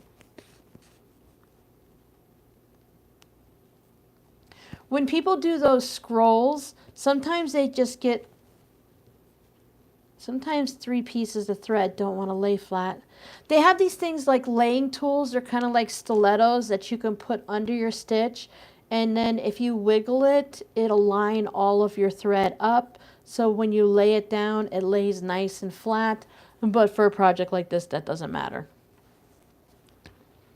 But yeah, sometimes I just want to get to the fun stuff, and I don't want to do, applique by machine or by hand. I'm in the same situation, so I'm going to go back onto that green purple fabric and come forward. It will use a little bit more floss, and it looks like I'll probably run out this time, but it's okay.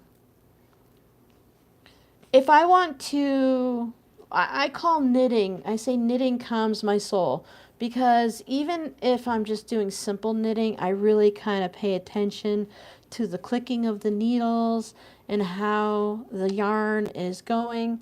Crocheting, I can kind of crochet and think about 12 things at the same time still.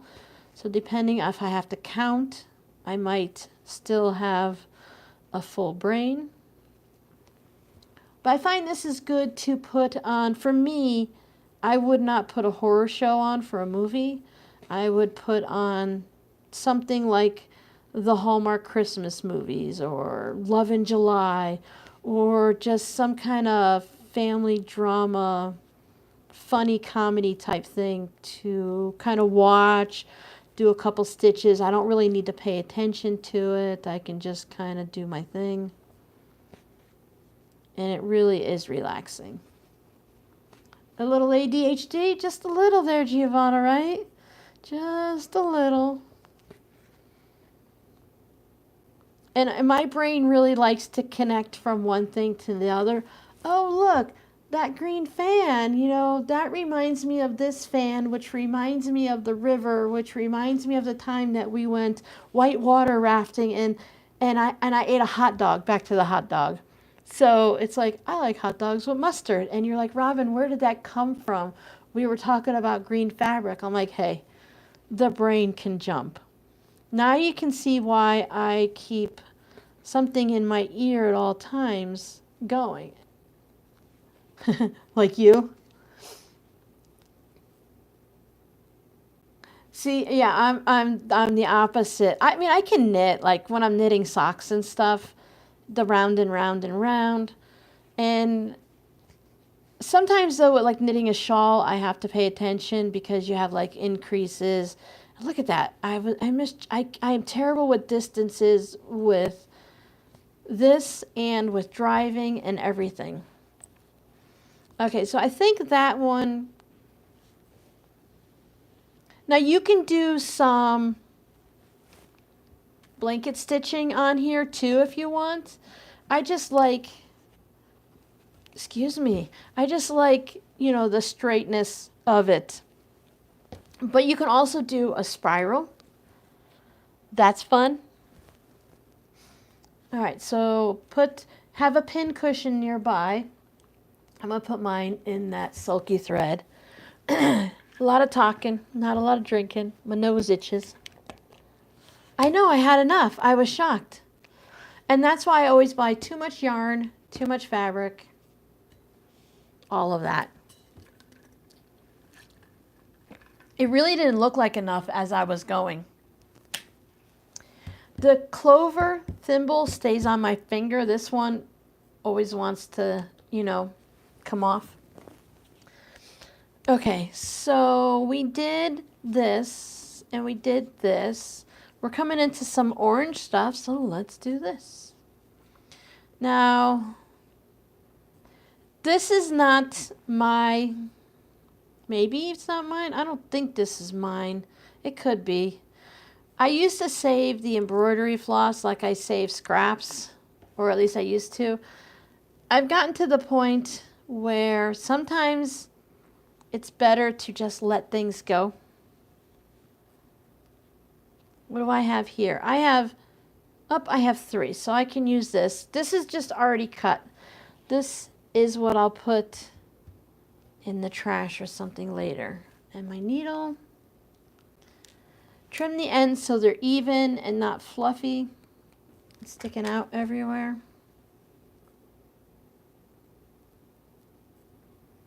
Maybe you only pick this up and you work on it 10 minutes a day, 15 minutes a day. Start your day, end your day, however it works. It doesn't have to get all done at once. If only I could get all 3 threads. Thanks, Jackie. I like them too. And I really can't take too much credit for it because Giovanna said sunset and these fabrics were out on the table and I just kind of grabbed whatever. You can see I have all of that mess over there too. I really do like doing things by a color. And even this one with this blue in there, the batiks really work well that you can add other colors in. I don't like that one, but you can add other colors in even if you're doing the one color thing because they seem to have, like this one, the way it fades, it has some green in there, so it kind of works. I probably will end up pulling it out, but for right now, it's not bothering me over here. I feel like it definitely needs to stay. And like Giovanna says, spin it around and then it works a lot better over there. I like that. It doesn't bother me. I've made fabric beads, Giovanna. I've also made paper beads. So you know what the problem is? There is so much that I have to do every week. Cell phone pillows, that's fun. It works with it, right? It looks nice because this one here has some bluish in like a turquoisey color in it. So if you can progress up, that works. And this one will be a lot easier to stitch if I take similar fabric widths and put it there.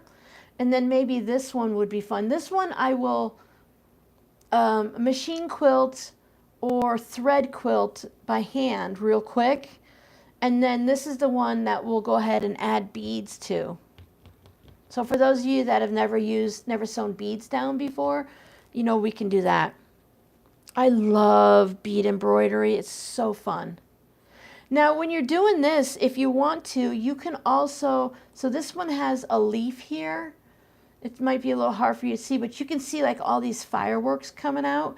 You can just stitch with sewing thread or embroidery floss, put a French knot in the circles, and then just put a long stitch in each of those. And you don't even have to think about putting lines or quilting or how you're going to do it. You can just follow what's already there, and that'll work too. I am definitely not following my line when I'm doing this with the hair marker, but I'm close enough that it's keeping me because I tend to stitch in curves. So I'm just looking for the edge of a fabric, and then I'm going to put it down because I want to make sure that every piece has at least one, hopefully 2 lines of stitching to go through it. So I'm going to start in a little bit this time. And then I'll put my stitch outwards a little bit. So that way it's the first part of the stitch isn't directly on the edge. And I'm trying to make sure there's a stitch on each end so that when I do that victory lap and the stay stitch around, it's going to stitch through that embroidery thread and hold it in place. I've made one phone pillow for my oldest Justin. I haven't made any more because none of us have needed one, and it's not something I've thought to put into the shop. But yeah, anyways, going back to the time thing, I really would like to restructure my time and do a little bit better. Sometimes when I'm working 7 days a week, I take hours off, but I never take days off. Even if I'm going to like the doctors or something, I'll come back and I will edit a video, or I'll cut fabric for a project, iron fabric, you know, clean up something. I'm always doing something, so I don't have as much time to do what I'd like. So I'm trying to figure out a way to, I still want to do those videos over on Patreon, whether they're live streams or not. I do a video every Sunday on my Patreon channel, and August has 5 Sundays, so I've decided, I was thinking about, and then I've decided, I haven't told my patrons yet, so dear patrons, you're hearing about it now. I'm going to take the last Sunday in August off videos on Patreon, but it's not a live stream weekend, so I thought maybe we could go live. When I say go live on Patreon, it's still hosted through YouTube. So it would still be the same situation, but it would be private. If you go to my YouTube channel, you wouldn't be able to see. It's called unlisted, meaning it's not in the list of videos, but you can find it easily on Patreon. I thought maybe we can go over there and start doing some of the fun things, like Giovanna with her fabric beads and the diamond painting, and I have some embroidery kits that I would like to work on. Yeah, I want to do that, Giovanna. I want to start and end my day with knitting and crochet, because I really would like to make myself a shawl. So when the AC is on and it's set at 76, sometimes during the day it's hot, but there's a couple times where I get freezing cold and I have to put a flannel shirt on, but that's a little bit too much. So I would like, sometimes I just drape it over. Like, you see the little old ladies with the sweaters that are just over their shoulders, and they have it clipped with like a pin or a button on their chest. I want to make like a shawl like that, so I can easily just cover up a little bit of my shoulder and arms and my back to warm up, because it happens like at 11 o'clock every day except live stream days. And then 15-30 minutes later, I'm warm and I'll take it off. So I just want to make myself crochet is the quickest. So I want to do a crocheted shawl. So I want to spend, like you said, 15 minutes in the morning and whatever time in the evening and just do my yarny projects. Because right now I have fingerless mitts for Robbie, socks for Robbie, a hat, and the crocheted shopping market bag all going. And I can't work on all of them, so not everyone's getting moved forward.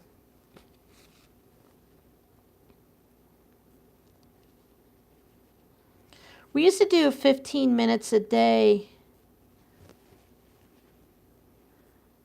Victoria Findlay, Bumblebee Quilts.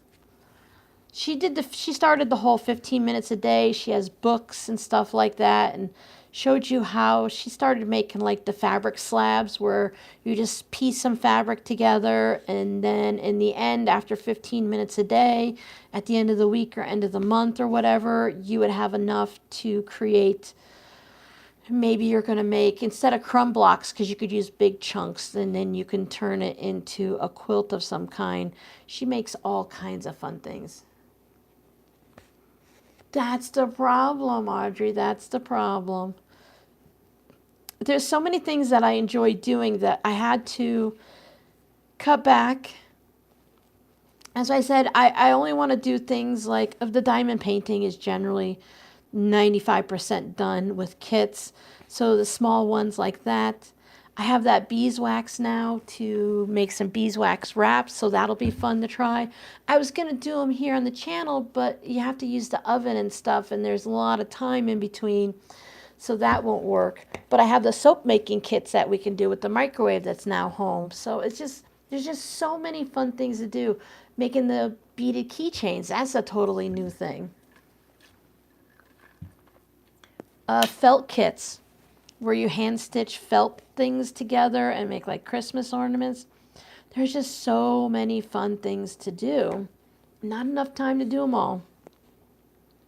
There are people out there that are not multi-crafters, and there are quilters and knitters and crocheters and cross-stitchers that are very monogamous. Here's what the back looks like. They start one project and they work on that project every day until it's done. And then they give away the leftover fabrics or whatever from the quilt, get rid of the embroidery floss from cross stitch, and they go and buy a kit or pull stuff for another project. And these stitches are running right along the edge of this piece, and it's driving me crazy. And then they start the next project. It's crazy in my mind, but it's also crazy in their mind on how I like to have an Afghan. I want to bring my miter square blanket back out. If you guys have been here for years, you'll remember that. I want to do the miter square blanket. I have a granny square blanket going and all of those other items. And it's just whatever I'm in the mood for that day. Sometimes I don't want to think, and a granny square or a dishcloth is the best thing for me. And other times I want to do, I'm almost finished with my one sweater, and then I have a highly fully all cable sweater from the bottom to the top and the sleeves. They're all cables, and I can't wait to start that. But that one you have to kind of be awake for, and you have to pay attention to the cabling and stuff. So that's not I'll just do it for 15 minutes here and there. You have to commit to it. Oh, you finished all the wire wrapping? Woohoo!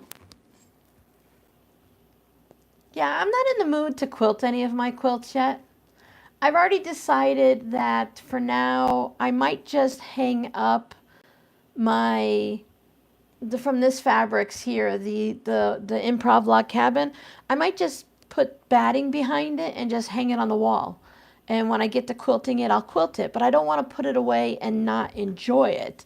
So I think that is what I might do.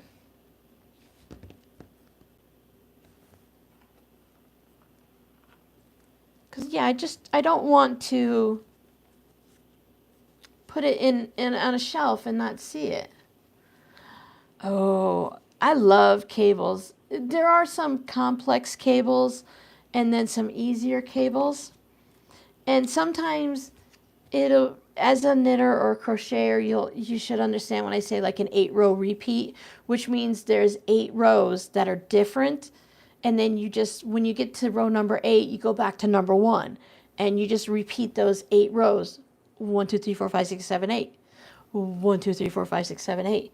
So I think that there are some where you do cabling on 1 row, and then you go 7 rows before you cable again. So those are simple.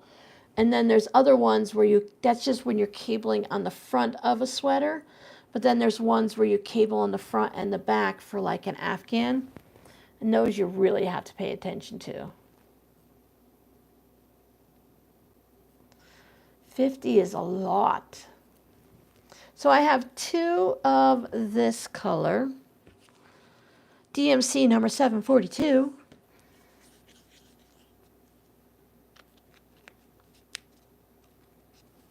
And I think I'm going to throw in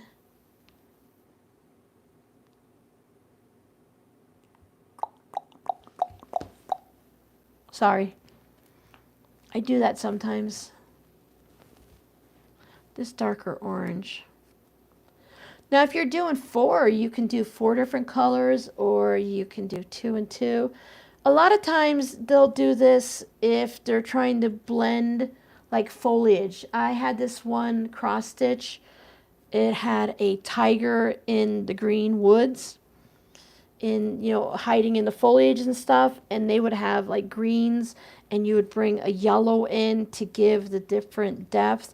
So when you're doing a cross stitch, it helps, because then you have that X, so there's a higher chance of it being seen. So I have 2 here, and I've been doing 3. Well, maybe I'll do 4 this time, and I'll do 2 and 2, because it's my project. I can change it up. That does make it a bit harder Yes, definitely. I'm sorry to hear about that. Sometimes we can adjust things. When I first started knitting, I taught myself how to knit, and I couldn't figure out how to hold both of the knitting needles.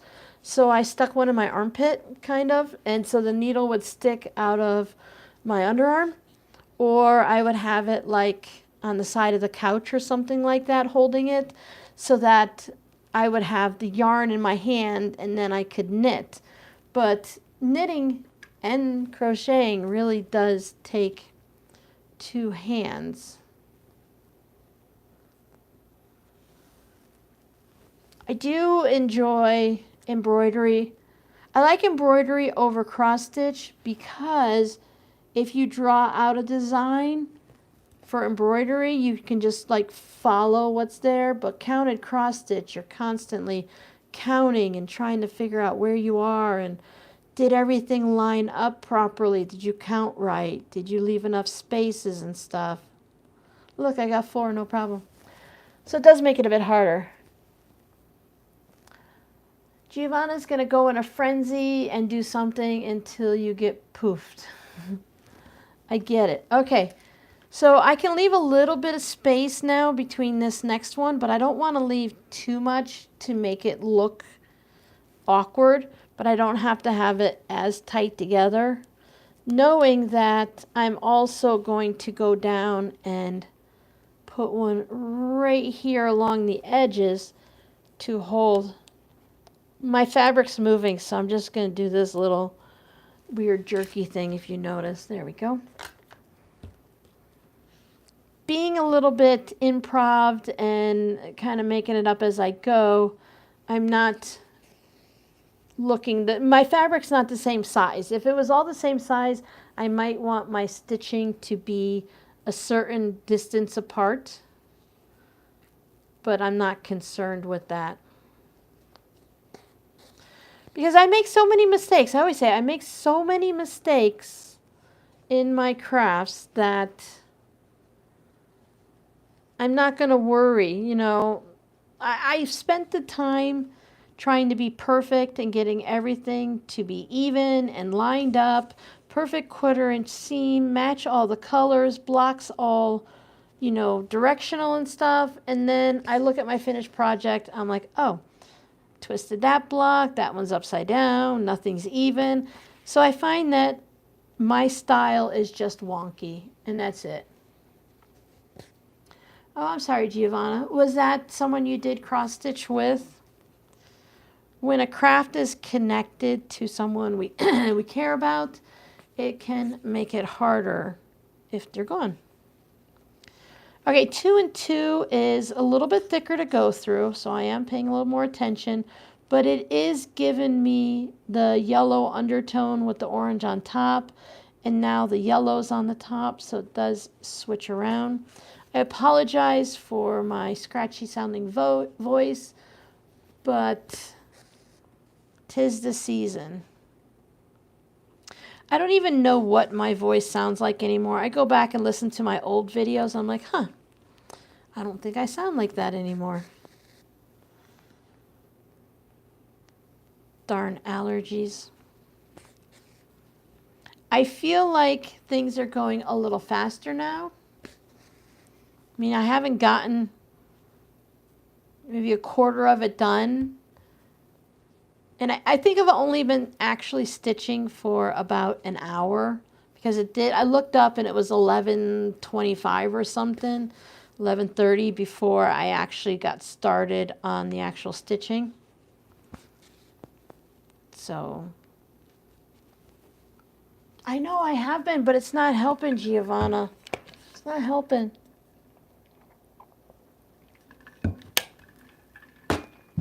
Excuse me. On need of this. I need like chapstick for my throat. That's why I've been looking for the humidifier again, because my sinuses need to be humidified. I'm slowly getting myself fixed up. I'm seeing a dermatologist. They're doing reasonably well with my hands, but we're fighting the insurance company.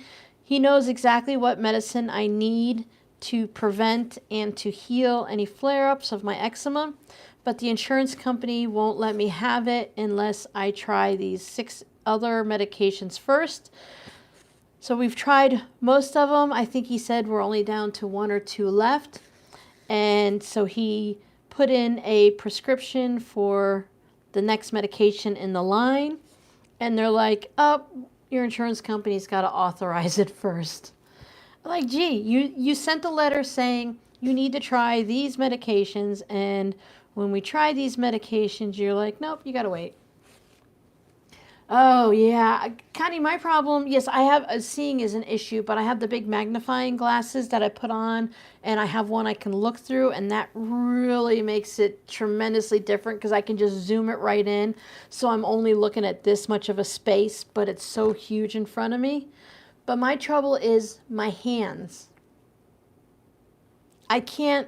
My hands feel like they're giant's hands. They feel super swollen. But at the same time, I can't feel this. So it's hard to hold a needle when I can't feel it, And the needles are so tiny, which is why I can do the embroidery because it kind of helps a little bit. It's not as precise, but the knitting and crochet just works better. Yeah, I think a humidifier, a lot of people here said they have them and stuff. I haven't found the one for me. It took me a while. It took me a long time to find a heater. So when I find the one, I don't want to just, like I said, I just don't want to buy something when I know, if I needed to absolutely have something as a stopgap to get me from now until I find the one I want, I would just get whatever cheap one. But I don't want to get something like some of them create bacteria and mold inside the humidifier. And at that point, you're creating a new issue that you didn't have because you got the humidifier, right? Good luck if you drop the needle and you have to try to pick it back up. My goodness. Well, yeah, but we lost power last week, one night last week. It went down just before 5 o'clock, and it was off for like an hour and a half. And here, it did not take but minutes for me to go, oh no, we're going to be in trouble if the power doesn't come back on soon. One of the transformers went out. We don't know if it was a neighborhood one or at the electrical plant, but they're really good about letting you know here. But it went from 76 to 85 in just a few minutes because it is so hot. Exactly, Leon. You go from one thing to the other, and it makes it hard. U.S. healthcare is nuts. The insurance companies make it difficult. But I think it's pros and cons with everything. I've seen people in Canada and in the UK and Australia, and they have whatever services you guys have, and they're like, I can't get an MRI for 6 months. I'm like, 6 months for an MRI? I could probably, please knock on wood, I don't want an MRI. I am claustrophobic like crazy. But if I need a test like that done, I can usually get it the same day or the next day here, depending on what time of year is. In Florida, I might have to wait a week, but never 6 months. And I've heard that from so many people that they have to wait for x-rays or they have to wait for surgery, for elective surgeries. If it's an MRI just to kind of check to find out something to make sure, that's crazy too. Yeah, those magnets from like the garage where they pull out, that's perfect for that. We used to have those wands for the bingo when you had those little circular bingo marker things that have the metal ring around it. You just take the wand. I just wanted one of those just to play with. I thought they were fun. All right, so I'm really getting tired of orange. I'm going to switch now. I'm going to do the purple on the bottom because I want to. I kind of like that chunkiness of the 4 strands, so I'm going to stick with that. That's good, Giovanna. That's really good. Because if someone's in pain and, you know, there's something wrong with them, having to wait is hard. I was really super surprised here. What do I have here? This piece is already cut and there's 3 purples. So I'll do the 3 purples and I will add in, even though it's not going to be much difference, I'll add in this corally color. I was really surprised. I mentioned it before about how quick I got into the dermatologist. That is unheard of. Florida, especially Southwest Florida, is so full and populated right now that it's really hard to get in to see anyone. All right, so we have 3. Because I'm just using pieces of floss that were already cut, I'm letting it determine what I'm going to do. So if there's already 3 cut, then, you know, may as well just use the 3. I wanted to use 2 and 2, but this works too. It's fine. Not a big deal. Well, yeah, but the ER here, you know, pack a lunch, you're going to be there all day. If you go to an ER, that's where the people with no insurance go, plus the emergencies. So even though it might be necessary for an ER visit, you better plan on at least 7 hours. And I can only say by Southwest Florida, the Fort Myers, Cape Coral area, you could be in the ER for 3 or 4 days before they find a bed for you on the regular hospital floor. So it's really hard. We do have a lot of walk-in clinics both here and in Florida. The walk-in clinics here so far, I've walked in and been like the second person or first person in line.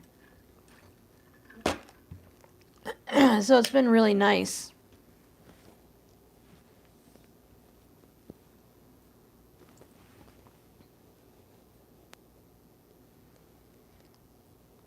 You know, it's, I would imagine everywhere there's pros and cons to everything, and when you live in a tourist area or a snowbird area, you do have to take into consideration the time of year and who's there. And if, you know, the summer times here have been really nice in Surprise, Arizona, because they still have seasons here. We hadn't had seasons in Florida, in Southwest Florida, in a while. There, people just stayed. There wasn't much snowbirds who just come in the wintertime, or people visiting in the summer. They like visit year round and stuff. So things really changed up. It is better than waiting 6 months for sure. Well, that's too big.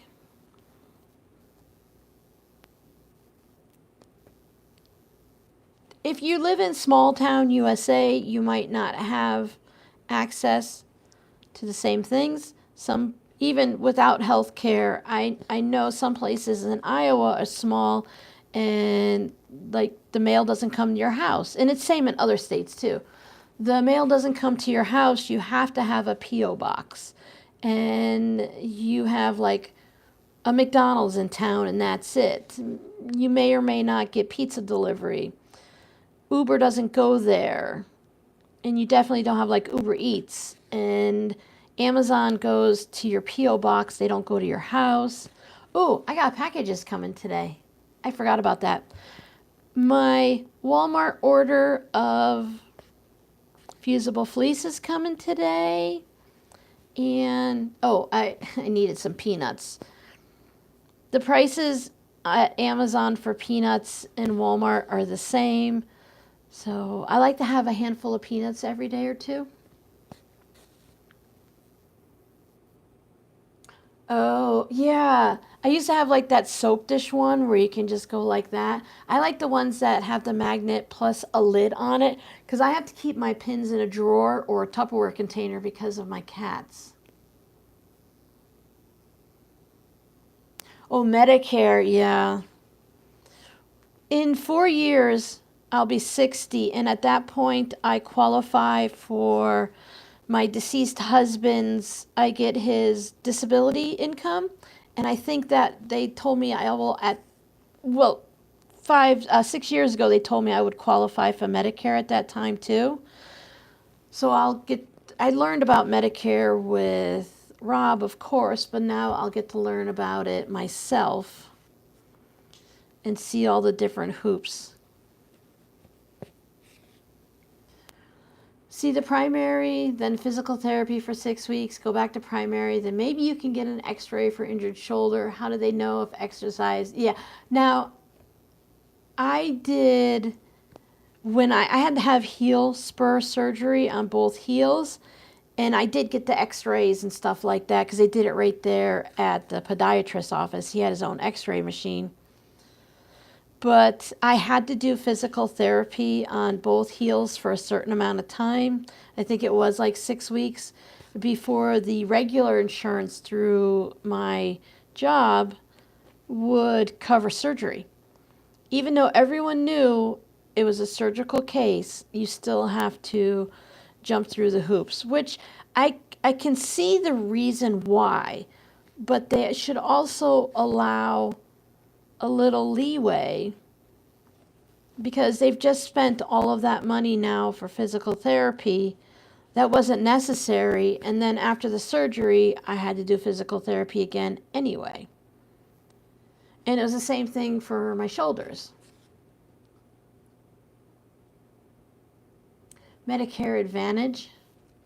Yeah, I want to sit down with the Social Security people and hash things out and make sure I get the best plan for me and for the area that I'm living in at the time, and prescriptions and all of that. Make sure. Insurance is kind of tricky in my opinion. My kids are always like, Mom, can you help with the insurance? And I'm like, depending on the question. It's usually better to talk to human resources or to a representative at Social Security or whatever to help you figure out to make sure for you individually you're getting exactly what you need. Because you get it wrong, like the kids with their insurance through work, you get it wrong and you got to wait a year to change it again.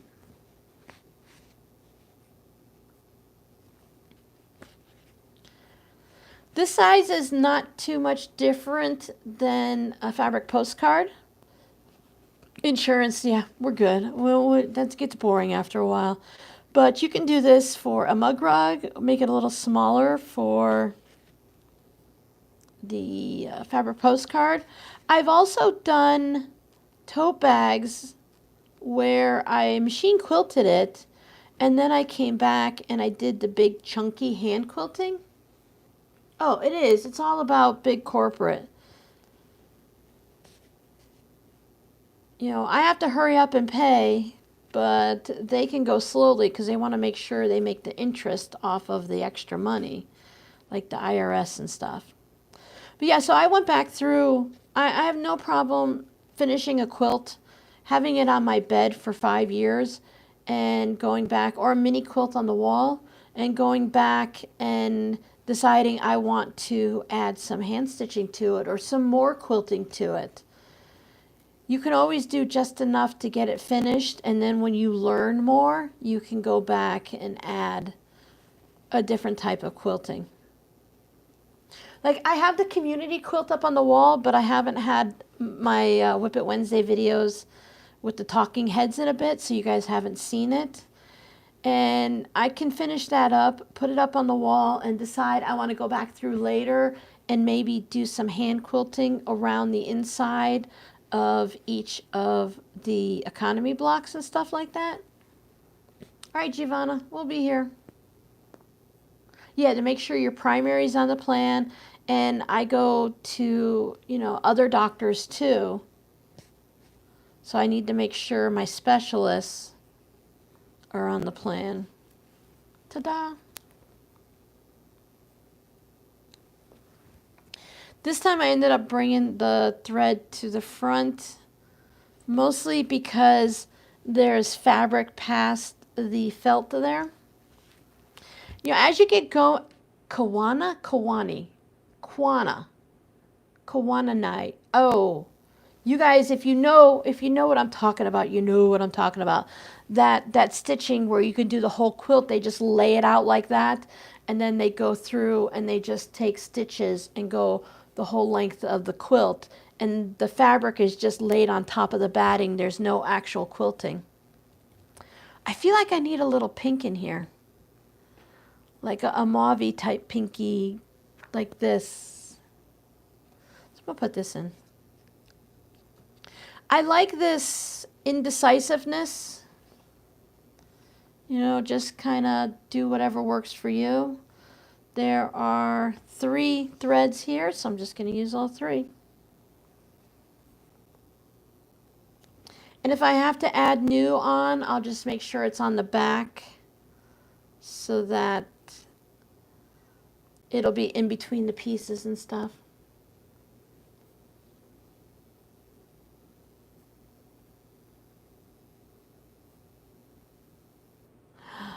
Yes. Now, your physical therapist should be able to, contact them and get it straightened out. But yes, I'm like that with so many things. Like, guys, I got in trouble with the HOA again. Now, I know there's the whole rant about it, but here in Surprise, everywhere is basically an HOA. You'll never guess what I did wrong this time. I'm going to give you a pause to think about it, and then I'll tell you. They came by our house. Oh, there's an ad.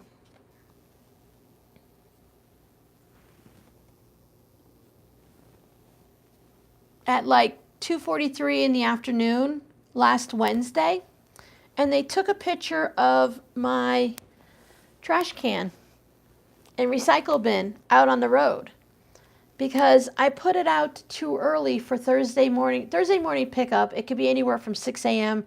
till like 2 p.m. They usually come between like 7 and 9, but I don't want to miss it because the trash will smell. So I put it out the day before whenever I think about it. I do have an alert from the City of Surprise. They'll send me a text message at 6 p.m. reminding me. But at 6 p.m., I'm like eating dinner, feeding the cats, I'm sewing or something, and I don't want to stop to do the trash. So I tend to put it out a little early. Well, in this neighborhood, you're not allowed to put the trash cans out until 3 p.m. So we got a basic threatening letter that I had to deal with because I put my trash cans out. I put my trash cans out hours earlier, but I got in trouble because they were out 17 minutes early. Now, I noticed something weird going on because normally the neighbors next to us, they leave the trash cans out for a week on both of our neighbors. They could be out there for 5 days. I've seen them take the trash from their house to the curb and put it in the trash can because it's been out there all week. So I'm like, okay, whatever, that's annoying. We had rules in Cape Coral, Florida where, you couldn't put your trash can out until like 12 hours before or something like that. You could put it out the day before and you had to bring it in the day the trash came. So, like, up and down the road, there's trash cans everywhere. People put them out before me. They put them out like 8 o'clock in the morning the day before. So I'm like, oh, okay, I'll just put my trash cans out. I go to take them out, and there's not a single trash can anywhere. I actually came back in to double check to make sure that it was Wednesday and that trash comes on Thursday. So I'm thinking they're having meetings and talking about this, and since we're not aware of it, we don't know. So yeah, I got in trouble for having my trash cans out. Yeah, there's a lot of new policy changes. I saw that, Lee Allen. So I'm like, crazy. That's how we keep getting in trouble for having vehicles on the road. My car's in the, oh, my daughter bought a truck. So I have my car back, by the way. I forgot to mention it on Wednesday. She bought a Chevy Colorado. It's a really nice tan color. It's like a military design truck because on the back where it says Chevrolet, it's in the desert camouflage, so the different color browns and stuff like that. Oh, the babies have gone to bed. So she has her new truck, so my car's in the garage and she's not home that often, so I got threads. So we've only gotten in trouble once since, we get in trouble once a month right now for having vehicles.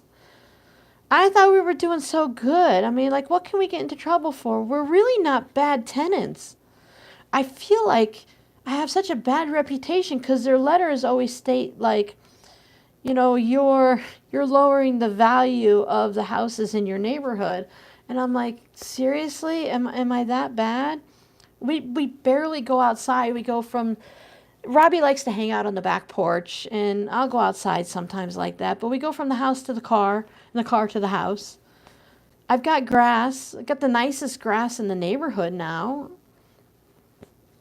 I mow it. I keep the weeds under control. We have the right amount of bushes, and I finally got my hands on some of the ordinances and the rules and stuff, and we have the right size oval rocks that aren't more than 3 feet in any direction. The rocks in the rock bed are the right colors, and the house is painted brown. We're good there. Apparently you have to have permission for a swing set, and there are no basketball hoops allowed at all. I'm starting to think I have neighbors that are ratting me out, though. Because unless they specifically went, oh, it's trash day tomorrow, let's drive around and see if anyone has trash cans out. I'm thinking they sent out an email or something to everyone, or they put it on a website that we don't have access to because we're not a homeowner. Renters can't have access to the HOA website, and I'm definitely running out of thread. Well, less grass is better, but I like some grass. But now, unfortunately, I can't walk in the grass barefoot because I'm highly allergic to it. I like walking barefoot in the grass, and I like going out and pulling weeds and deadheading flowers and stuff like that. But, one, I don't have flowers here yet. I'm kind of afraid to do anything. You can't have flowers so many feet from the road, the sidewalk, and you can't have planters unless they're of a certain size and a certain distance and stuff like that. And I'm fine. I could get used to all of it. I just, it's trash cans, people. I fix one problem and they look for another. I'll do better, I promise. But I just need to figure it all out. And then once we'll move to another HOA and all the rules will be different and I'll be lost again. It does. It does. The sprinklers run several times a day, but only for a couple of minutes at a time, so it's not too bad. I can't do 6. Our water bill has not changed from Florida to here, and we didn't have sprinklers in Florida. We just let the rain water the grass, That's what you do. But it doesn't rain here, so we have to have the sprinklers going. So I know we're not being excessive. And knock on wood, they haven't yelled at us for the sprinklers yet. The people up the road, their sprinklers make a river going down the property. And I saw it in the ordinance. Your sprinklers aren't allowed to touch cement. So if the water goes, like that one would be a problem. I'm going to tie a knot between the last thread and this one just to make sure it doesn't come undone. So I know we're okay there. It does, when the wind blows and stuff, I can't help that. But I'm not making rivers anymore because All the sprinkler heads so far have been pretty good. I haven't broken any. I haven't broken any lately, considering I've been the culprit. You don't have that type of problems? Yeah, they are harder on rental properties because they know if they say something that the rent, especially if like I owned a house, it might be different, but we're renting from a rental agency, not from like if Jackie owned my house. So the HOA just, even the landscaper explained it to me that the HOAs are harder on rentals because the HOA can say anything and the rental company will say, okay, because they don't want to have any problems. So they just agree with anything the HOA says. Even the police here agree with everything the HOA says. It's crazy. I don't understand some of it. I'm willing. We had ordinances like crazy in Cape Coral. It was ordinance capital. It was like the whole city was an HOA. You know, you can't leave your garage door open for more than 2 hours. Back in the day, you couldn't park your truck, or you can't have a commercial vehicle in the driveway. You can't park on the road. You can't park in the grass. You know, but there wasn't a regulation on your friends. If Jackie were to come over and visit me, and Jackie came over every day for 7 days in a row, if that total time that her vehicle was in my driveway exceeds 72 hours, I can get a fine. So if you have boyfriends or girlfriends spending the night, they have to park in the garage. You have to pick them up. Whatever, their car cannot be in your driveway for more than a total of 72 hours and 7 days. And they really enforce that here.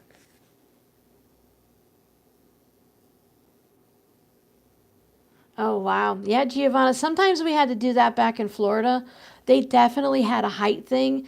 The code enforcement department for the city would come out with a ruler and measure your yard. If you have wild flowers growing, now this is Florida, remember, not here. I don't know what the rules are here.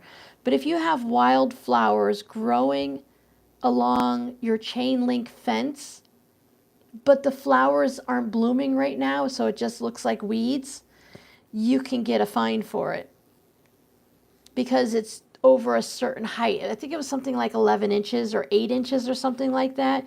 You had to make sure everything was shorter than that. I mean, I lived there for 42 years. I lived there from age 13 through adulthood. So you just kind of know the rules. Here, I'm still trying to figure out all the rules. And, you know, just driving, don't be in the left lane or don't do this. And the train tracks took me a little bit to get used to. I've watched the grass cutting videos too. They're fun. LaLone, you're in a non-HOA neighborhood? Oh my goodness. I know there's a few houses here in areas, but they're not like, I really like this color on it. I'm going to keep using it. They're not in the main sections and stuff. So there's only 2 on that. So what I think I'm going to do is just use it. Projects like this are great. Oh, I think we're going to stop at 1:30 unless you guys want to just keep sitting here chatting until my phone dies. Projects like this are great for using up little bits of leftover stuff, leftover fabric, leftover floss. I know what we can talk about that's more fun than HOAs. I started working on my making a list for the videos I want to do for the Advent season. Oh, I think I have a package coming today too, speaking of Advent. I haven't stood up in a while. Oh, that's silly. My thing is right here. All right, back over here. In my little planner, this is the planner I used for like collaborative things like Missouri Star and everything. Did I put it in here? No, I did not, Robin Suzanne. Oh, my middle name is Suzanne. I call myself by my government name a lot just because I'm a troublemaker and I can't help myself. All right, here's my YouTube planner and my regular stuff. I made a list of some of the quick projects, leftover beads and buttons, 100%. Yeah, it grew so fast here. There's so much new construction. I noticed that. It's not quite built up as much as Cape Coral. Cape Coral went through the same growth spurt, so it's not as bad here, but it's starting to get to that point. So let's see if I can stitch and read at the same time. See, I couldn't figure out where my needle was. I want to do the videos where I don't talk and I don't do music. I was watching someone else's video, and in the comments they were like, I really enjoy your channel, but I really wish you would stop putting on music while you're showing the sewing machine stuff and things like that, because I really want to hear the sewing machine and the music drives me crazy. And we mostly agree on that. I periodically, every year or two, I always ask again, does everyone still agree that we shouldn't have music? Or do you want to start having music? And everyone's like, no music. So I want to do videos where I just start out, say, you know, it's Advent Day 2. I'll do one like at the end of November explaining what I'm going to do. And I'll say Advent Day number 2 or Advent Day number 1. I'm going to do a quick coin pouch. Check into the description box and it'll link you to the longer video if you need more tips and tricks. It does depend on the music, but it really drives me crazy when people talk and have music going at the same time. And I think it's just because whatever they're using, they don't know how to have music in sections and not in other sections, or the tool they're using doesn't allow them to do that. If I talk at all, you guys know me, I'm going to talk a lot, so I'm going to do my best not to talk beyond the introduction. So far I have a coin pouch, just a basic, I've got a mess, just a basic outside fabric, inside lining fabric, zipper, you know, and done. And then a simple coaster to do I want to do 2 coasters. I think I only have one listed here. I want to do a coaster with the 2 fabrics and then like a 4-patch coaster. Then if you've been here for a while, I did the Christmas tree where you can take the triangle and you cut the fabric and sew it back. You cut 2 pieces of fabric, sew it back together so you have like a Christmas tree or just a tree in the forest. And then a quick pot holder. I'm not sure about this one, but a quilted pillow cover, like for a throw pillow. Corner bookmark, key fob. I have a video for a gift card pouch that has a snap or Velcro on it. Eyeglass case. The AirPod pouch is always popular for Christmas. Bookmark. A lip balm holder, like a Santa bag, a drawstring bag with just the outer fabric and the lining. No quilting, nothing fancy. Just, I need a quick, I don't have wrapping paper, or this is an odd shaped gift. I want to put it in a Santa sack like. A bowl cozy, of course. A mug rug with just like a Christmas fabric on the outside and on the back, so no patchwork or anything like that. Maybe a mug rug with patchwork. Makeup remover pads, those are coming back around in popularity again. And I don't know, this one might be too much, but since I'm going to start making these videos in September, maybe a fabric memory game, if you guys remember that one. A simple pin cushion. Maybe a hair scrunchie, because those make great Christmas gifts. maybe a stocking with just the outside fabric and the lining. Nothing too fancy. A jar opener. And that's as far as I got. Oh, I like when you, yeah, these videos, I'm meaning for them only to be like 2 minutes, 3 minutes long. They're going to be very short videos. It's just going to be like, if you've seen the videos on those really popular channels where they don't talk and they just show you the measurements and, you know, that's it, you're done. And they kind of show, sometimes they go, here's the fabric, and then they cut away, and then here's the zipper, and then they cut away, and here's the finished pouch. Something like that to just kind of remind you that you can make this for Christmas as a gift. And here's a quick reference to make it again. Oh, you need more detail? Then refer back to my older video that will hold your hand and give you all the tips and tricks and take you through step by step for like a 20-minute video. So that's what I was thinking for Advent. Now I know someone is sending me my first Advent gift for a homemade Advent calendar. I've already mailed my friend's Advent to my friend in like June or July, just to kind of get it out of my closet and make room.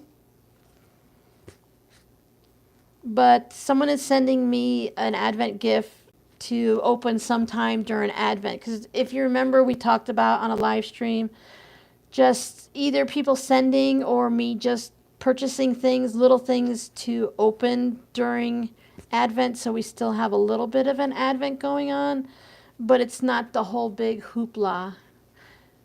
Yeah, something shorts. Yeah, I might put some with music, some without. I might do a test one ahead of time so you guys can see and you'd be like, oh, no, that's fine. I don't mind a little bit of music. That's it. That's okay video, Robin. Well, we can put up with that.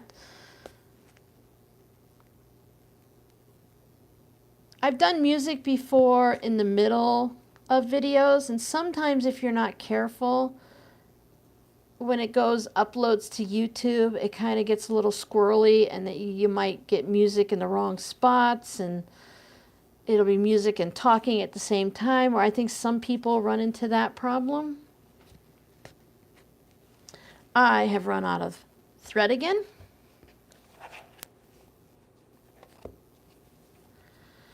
So that's my plan for Advent, at least on those. So if there's something else you guys can think of, or if you think that you don't want this at all, then I'll put it over on my Instagram and TikTok. I just uploaded a video this morning showing my key fob made for a friend. Where'd you upload it to? Here on YouTube?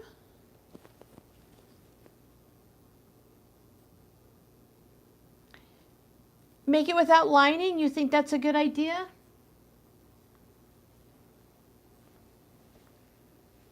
I mean, that would be quick and easy for them, and they wouldn't have to buy as much fabric. Oh, neat. If you click on Giovanna's name, you should be able to have the option to go to her channel, and then you can see the little video she put up, if you're interested. Don't forget, I have everything set up now that you guys can post in the community also. I don't know if you could put videos there, but I know you could put pictures. I had it set up, or YouTube automatically had it set up that I had to approve every post. So that's why on the last live stream they weren't showing up.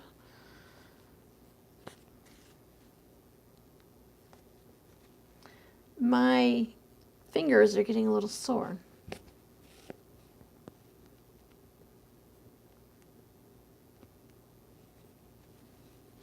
Once this is done, I mean, you have that video pinned in the description box on how to make the NeedleBook.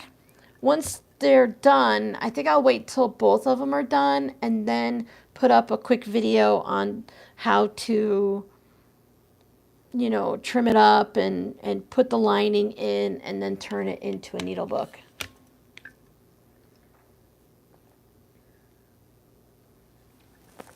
Well, great. Then I will just do, I'll put it down here and have it set up so it's just, thank you very much for that tip. I'll put no lining and that'll make it even easier for the people who are who need to make it or might want to make it. Put a 4-patch coaster. I was thinking, you know, quick projects that if you need something last minute to make for an office party, you know, your spouse or someone or your kids need something you can just throw together. I didn't want to do a pillowcase, mostly because I just didn't want to do a pillowcase. I don't want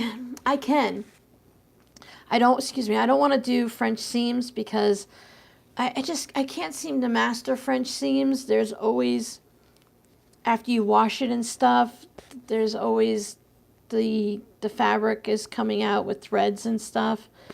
I just like the version where you just go around the inside and serge the seams. Oh, there's another ad.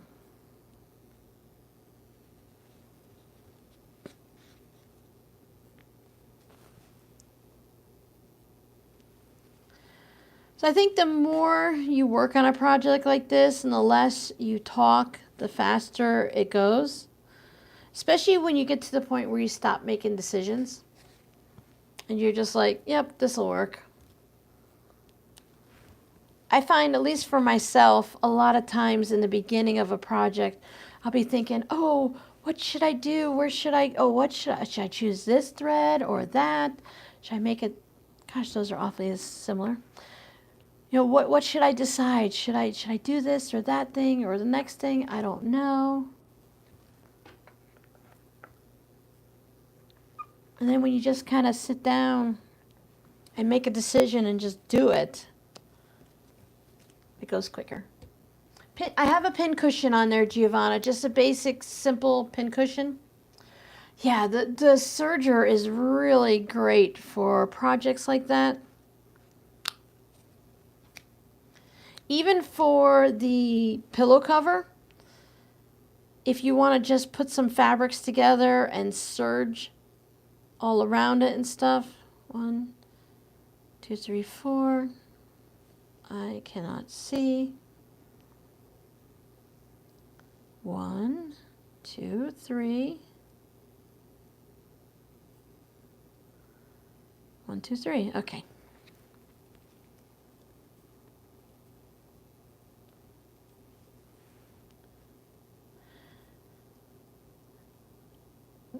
I follow Sarah Humphrey, I think that's her name, that does the embroidery. She went to the Royal School of whatever to really like take like a college course to get certified to do for like really special things. And she said even if you're just doing 6 embroidery threads, that you should pull them all out one by one and then put them back together in a bundle instead of using them directly off of the DMC floss. That it will line everything up better and you'll get better results by doing that. So if each of your lines are a little bit off and not, you know, half an inch away and stuff, if you end up having a bigger space, it won't be as noticeable usually if everything is not even. But if every row is equal and even, you kind of have to stick with equal and even. Sometimes I'll go and I'll do this, like even when I'm sewing the postcards or quilting a bag or something, I'll quilt the whole thing and then I'll go back and I'll say, ooh, that's a bit of a wide space there. Let me go back and add some more quilting. Now, if you weren't going through felt like I am, I think going through batting or just interfacing would be easier. You can do multiple stitches. Yeah, it can bunch. See, like mine is, it's kind of, it just makes one little loop when it falls down. Having it on this creates, I don't know if you guys can see how it goes like this. Jiggity jaggedy it is. And because of that, that's because it's making the creases on the spool, which is why it's better to leave it in the skein or the skein if you can. This is a great way to store it, but it can cause some issues. And it all depends on how absolute you want things. Do you need it to be precise and everything to lay flat and untwisted? It's very rare that I use 6 strands. This 4 strands is enough as it is. I've seen some fun things for making tassels using the floss. So we need to do that at one point. I have such a long list, and then when it comes time to do a video, I have to see my time constraints, and like maybe I don't have enough time, or there's a lot of prep work and I need to have the video done now. Giovanna, you've been in the #1 spot for a while. I have to stand up. Oi. My hips and my back and my neck. A little stretching. Like here, I have a big distance between here and here that it might need to, you chat a lot, yeah. It's okay, I don't see a problem. And I just made some more crooked stitches because I didn't stay on my line. Oh, I'm up here, you probably can't even see me stitching.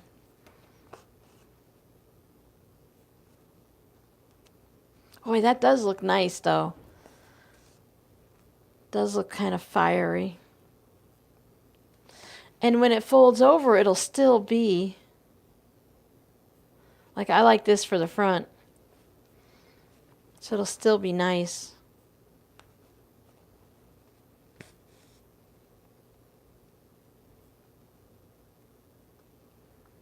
Just trying to catch all these edges. So now you can see why it's called slow stitching. When you click on Giovanna,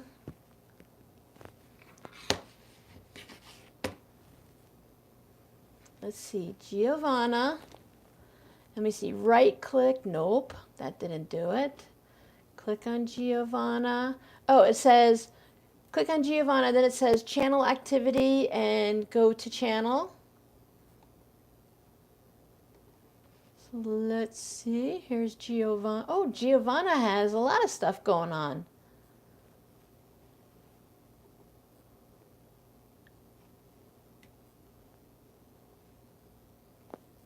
Trapped in the car by the rain. Charms. Look at all the fun stuff. Giovanna, I didn't know you were actually putting videos up. That's fun.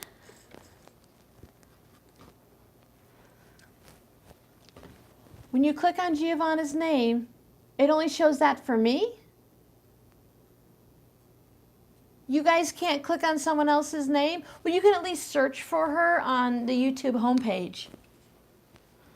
So if it only does that for me because it's my channel,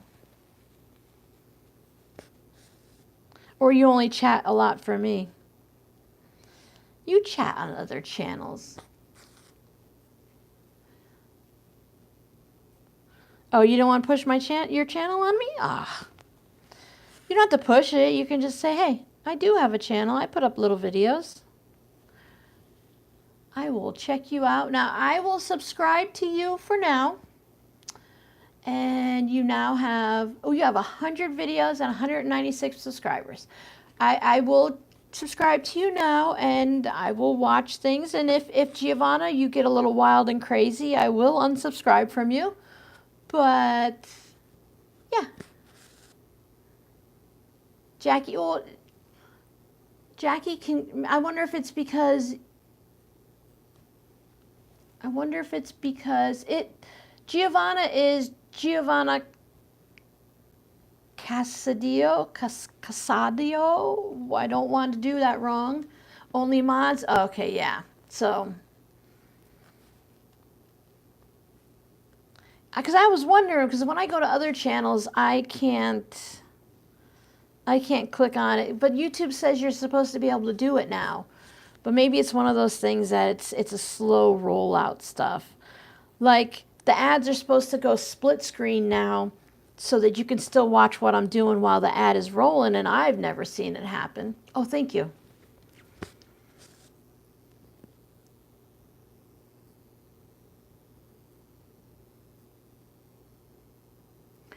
Thank you, Michelle the Quilter. I hear about all these things that like YouTube's doing and Instagram's doing, and it never seems to be there for me. I'm like, thanks, YouTube. Sometimes it's better to be forgotten, though. Sometimes we don't want people to see, you know. I don't need everything. We'll just stay over here in our own little corner of the world. Don't tell us. You know, don't come find us.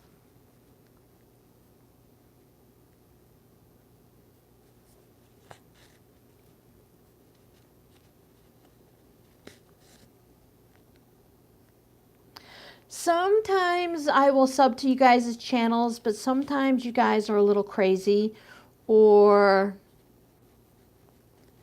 you know, you don't post another video. Sometimes I've gone through and tried to clean up my sub list because some people just disappear off YouTube and they don't have videos anymore. And sometimes you guys get a little wild and crazy. I don't unsub from too many channels. Just because I'm like, oh, I don't want to have so many so many people in my feed or something like that. I don't do that.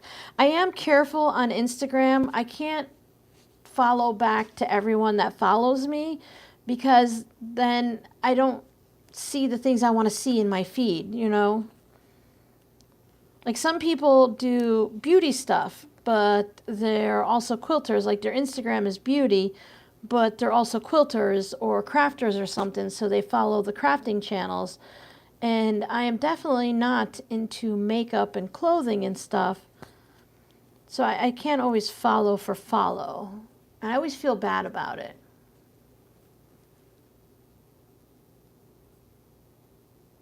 I think, Giovanna, I'm going to enjoy your videos because they look pretty random. And I don't think they're hours long, right? They're just a few minutes here and there.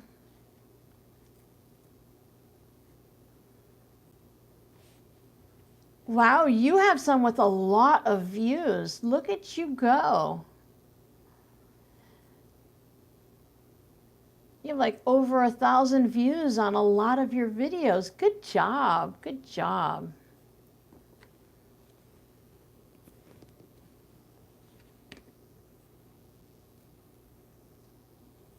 I saw a lot of cat videos.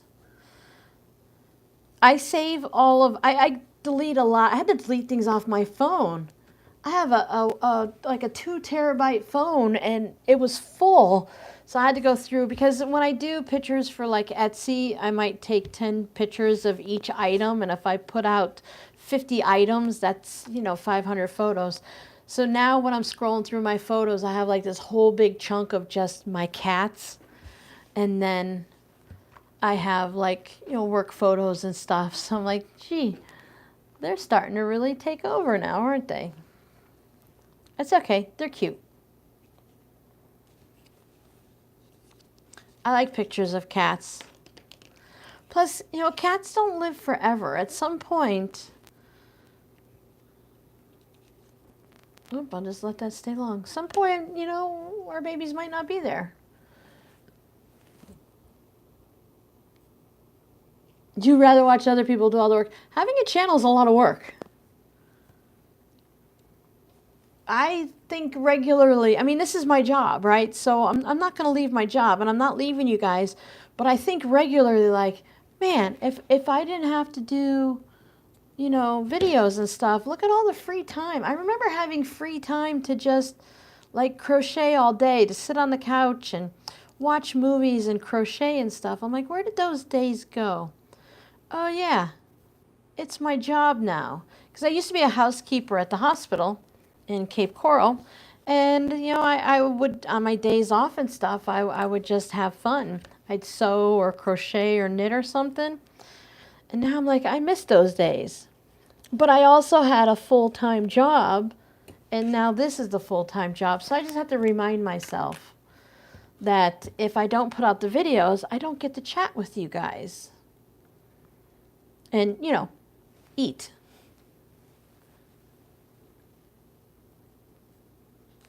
I see some people have more than, they have more than one Instagram, so they'll put an Instagram like just for their cats or just for their cooking and stuff, and they'll have one for their crafts. I can only handle one. I added a link to my TikTok in the description box if anyone hangs out on TikTok and you want to see. It's not much there. It's a slow process. I'm trying to put things on my Instagram and TikTok that relate to my YouTube, but that you don't see on my YouTube.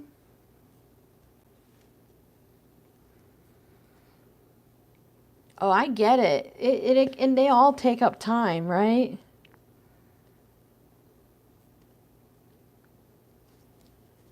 But I need to broaden everything.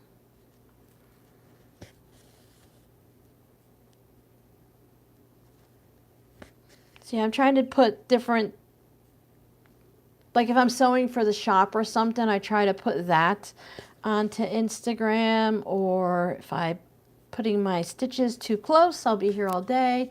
Or if I bought a new fabric or fabric choices for zipper pouches or something like that. Something that you'll see something about it, like the end product here on YouTube, but I can just put little bits. I've noticed on like TikTok, they don't always put like a whole process of something. They'll just show themselves sewing the zipper into a zipper pouch, but you never see the finished zipper pouch or anything like that.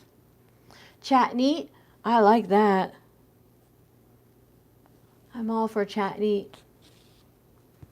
Ceramics are lovely. I love ceramics. Don't want to do it. I mean, I'd like to do it, but I'm not going to do it. It's fun to watch other people. Just like glass blowing. I love glass blowing too. Great, now my stomach is hungry. Thanks for all the eating. I have pizza for lunch. I put all the pizza I make, I slice it, and then I put them in freezer bags and pop them in the freezer. And then I can pull them out and I put them in the microwave on it's like a reheat meal button. So it's not just full power reheating as the microwave would do, like if you're cooking something. And that helps to keep the crust soft.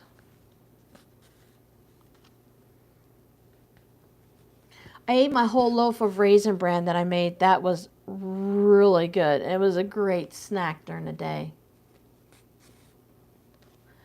You do, Giovanna. You have some really amazing glass crafters. Stunning.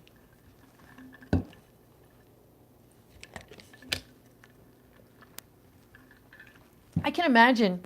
I smile a lot when I'm making bread, so that's kind of, I mean, it's squishier than clay, but if I know if this makes me feel good making bread and stuff, I can relate that to similar the way you might feel when you're doing clay. I feel like clay you could really zone out. I mean, you have to pay attention, but once you know what you're doing, most of the time when I see people doing clay on Instagram, they really zone out.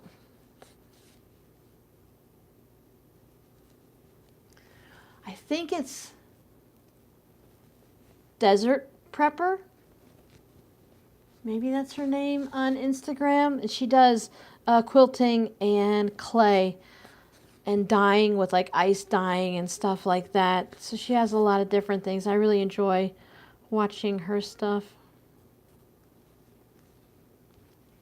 Yeah, it feels like it would be very zen.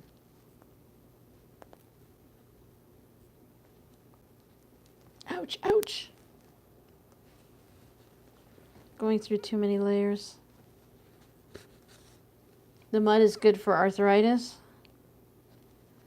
I've seen people where they go right to the riverbeds and they either just use a shovel or a knife or something and they cut the clay right out of the ground and stuff.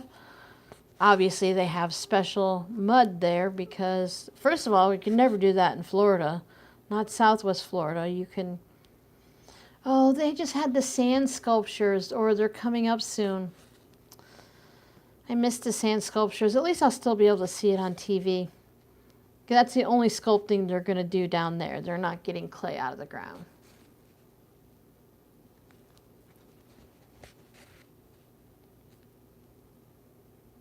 With my luck, I would get into the mud that's like not clean or something. Yeah, you had way too much after the floods, right? Don't think you made any pottery though, did you?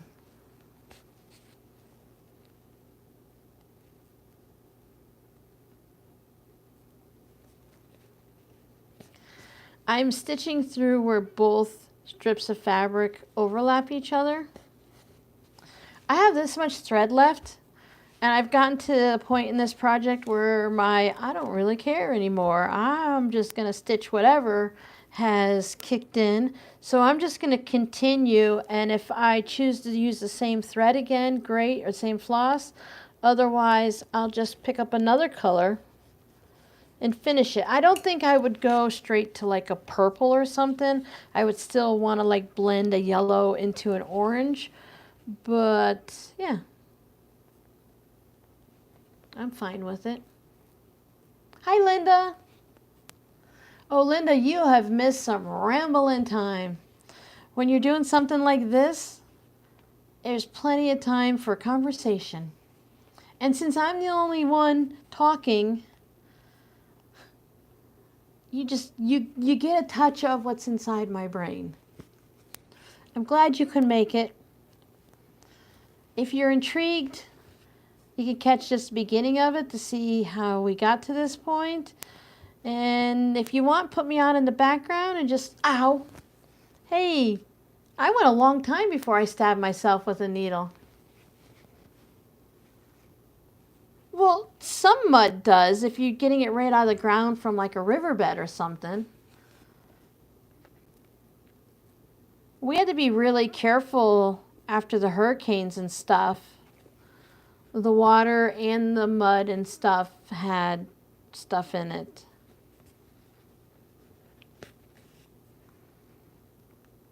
You get those brain-eating amoebas and stuff in like rivers and lakes, and that stuff's in the mud. Right? I always stab myself. Thankfully, no blood. Exactly. Now, you guys, we've said it before, but if you get blood, you can like use peroxide on clothes and stuff to get the blood out. I learned that from working up in housekeeping in the operating rooms at the hospital. But in quilting terms, if you have clean spit in your mouth and you haven't been eating Cheetos or chocolate, you can use your spit. There's enzymes in your spit that will get your own blood out. I don't think it works for other people's blood, but it works, yeah, right? You can make a duplicate. Run, don't do that, don't do it. Yeah, but the water goes through the mud, Giovanna. The mud kind of like filters it, and the mud is water. It's water and dirt. I mean, I know it's not everywhere, and there's a lot of clean mud. I'm just saying with my luck, I would end up getting the funky mud if I went out to harvest my own. I just have that kind of luck. I mean, my life is good. You know, I just, Murphy's Law just tends to kick in a lot for my family. Yeah, but I didn't bleed on it, so it's good. I find myself a lot of the times, I will take a pin and I'll go right up into the cuticle area on my thumb when I'm stitching. Thankfully, it's just my finger underneath. I heard people that do hand quilting, they kind of have to put extra thimbles on and stuff because you stab yourself. Oh, advertisement. Dick's Sporting Good. Ooh, Nike shoes. Oh, we're playing soccer. I get a lot of Michael's ads in the last couple weeks with the amigurumi frogs. Just my fingers. Well, yeah. Thumb's part of the finger. I consider that all together. I almost made it all the way back a second time with this one. We're coming up to 2 o'clock. I need to do 2 more rows. Do we keep going or do we finish? You guys let me know. We've got people coming and going, and that's perfectly fine. That's how live streams go. We've been here for at least 2 hours. 11. It says started 2 hours ago, but really it's 3 hours now. I know thumbs are thumbs and not fingers, but if I get poked, it's all the same.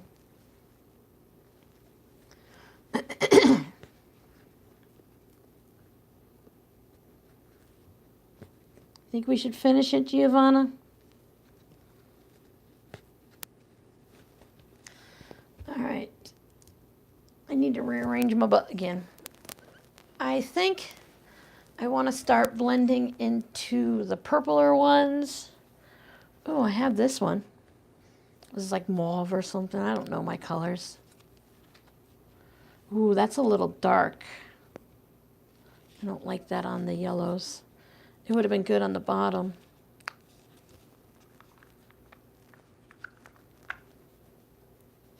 Itchy, itchy, itchy, itchy, itchy. Oh, that's not the one I grabbed.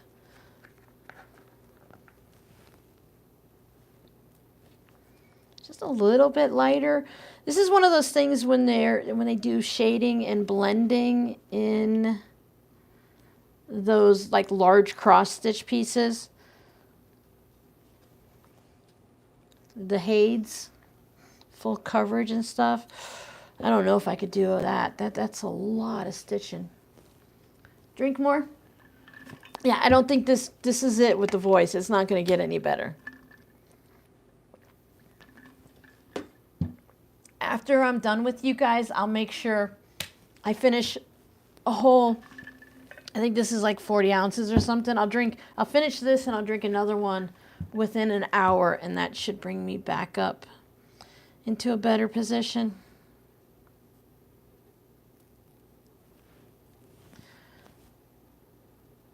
Excuse me.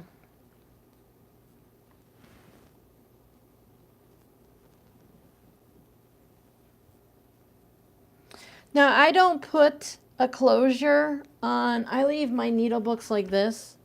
I don't put a closure on it, but you can put a button closure on yours. So if your button can be a decoration and a utilitarian feature that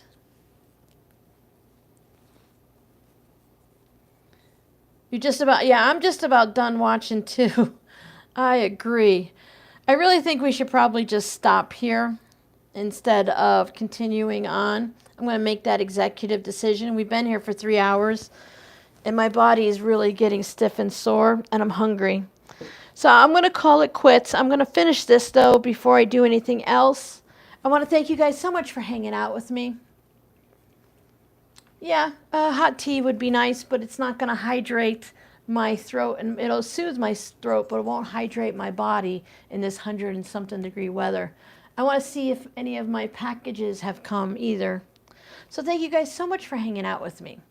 We will work on, I will make sure I'm ahead on next live stream one, I'll do the green because I want to put flowers on it. So we'll do beads and specialty stitches on the next one.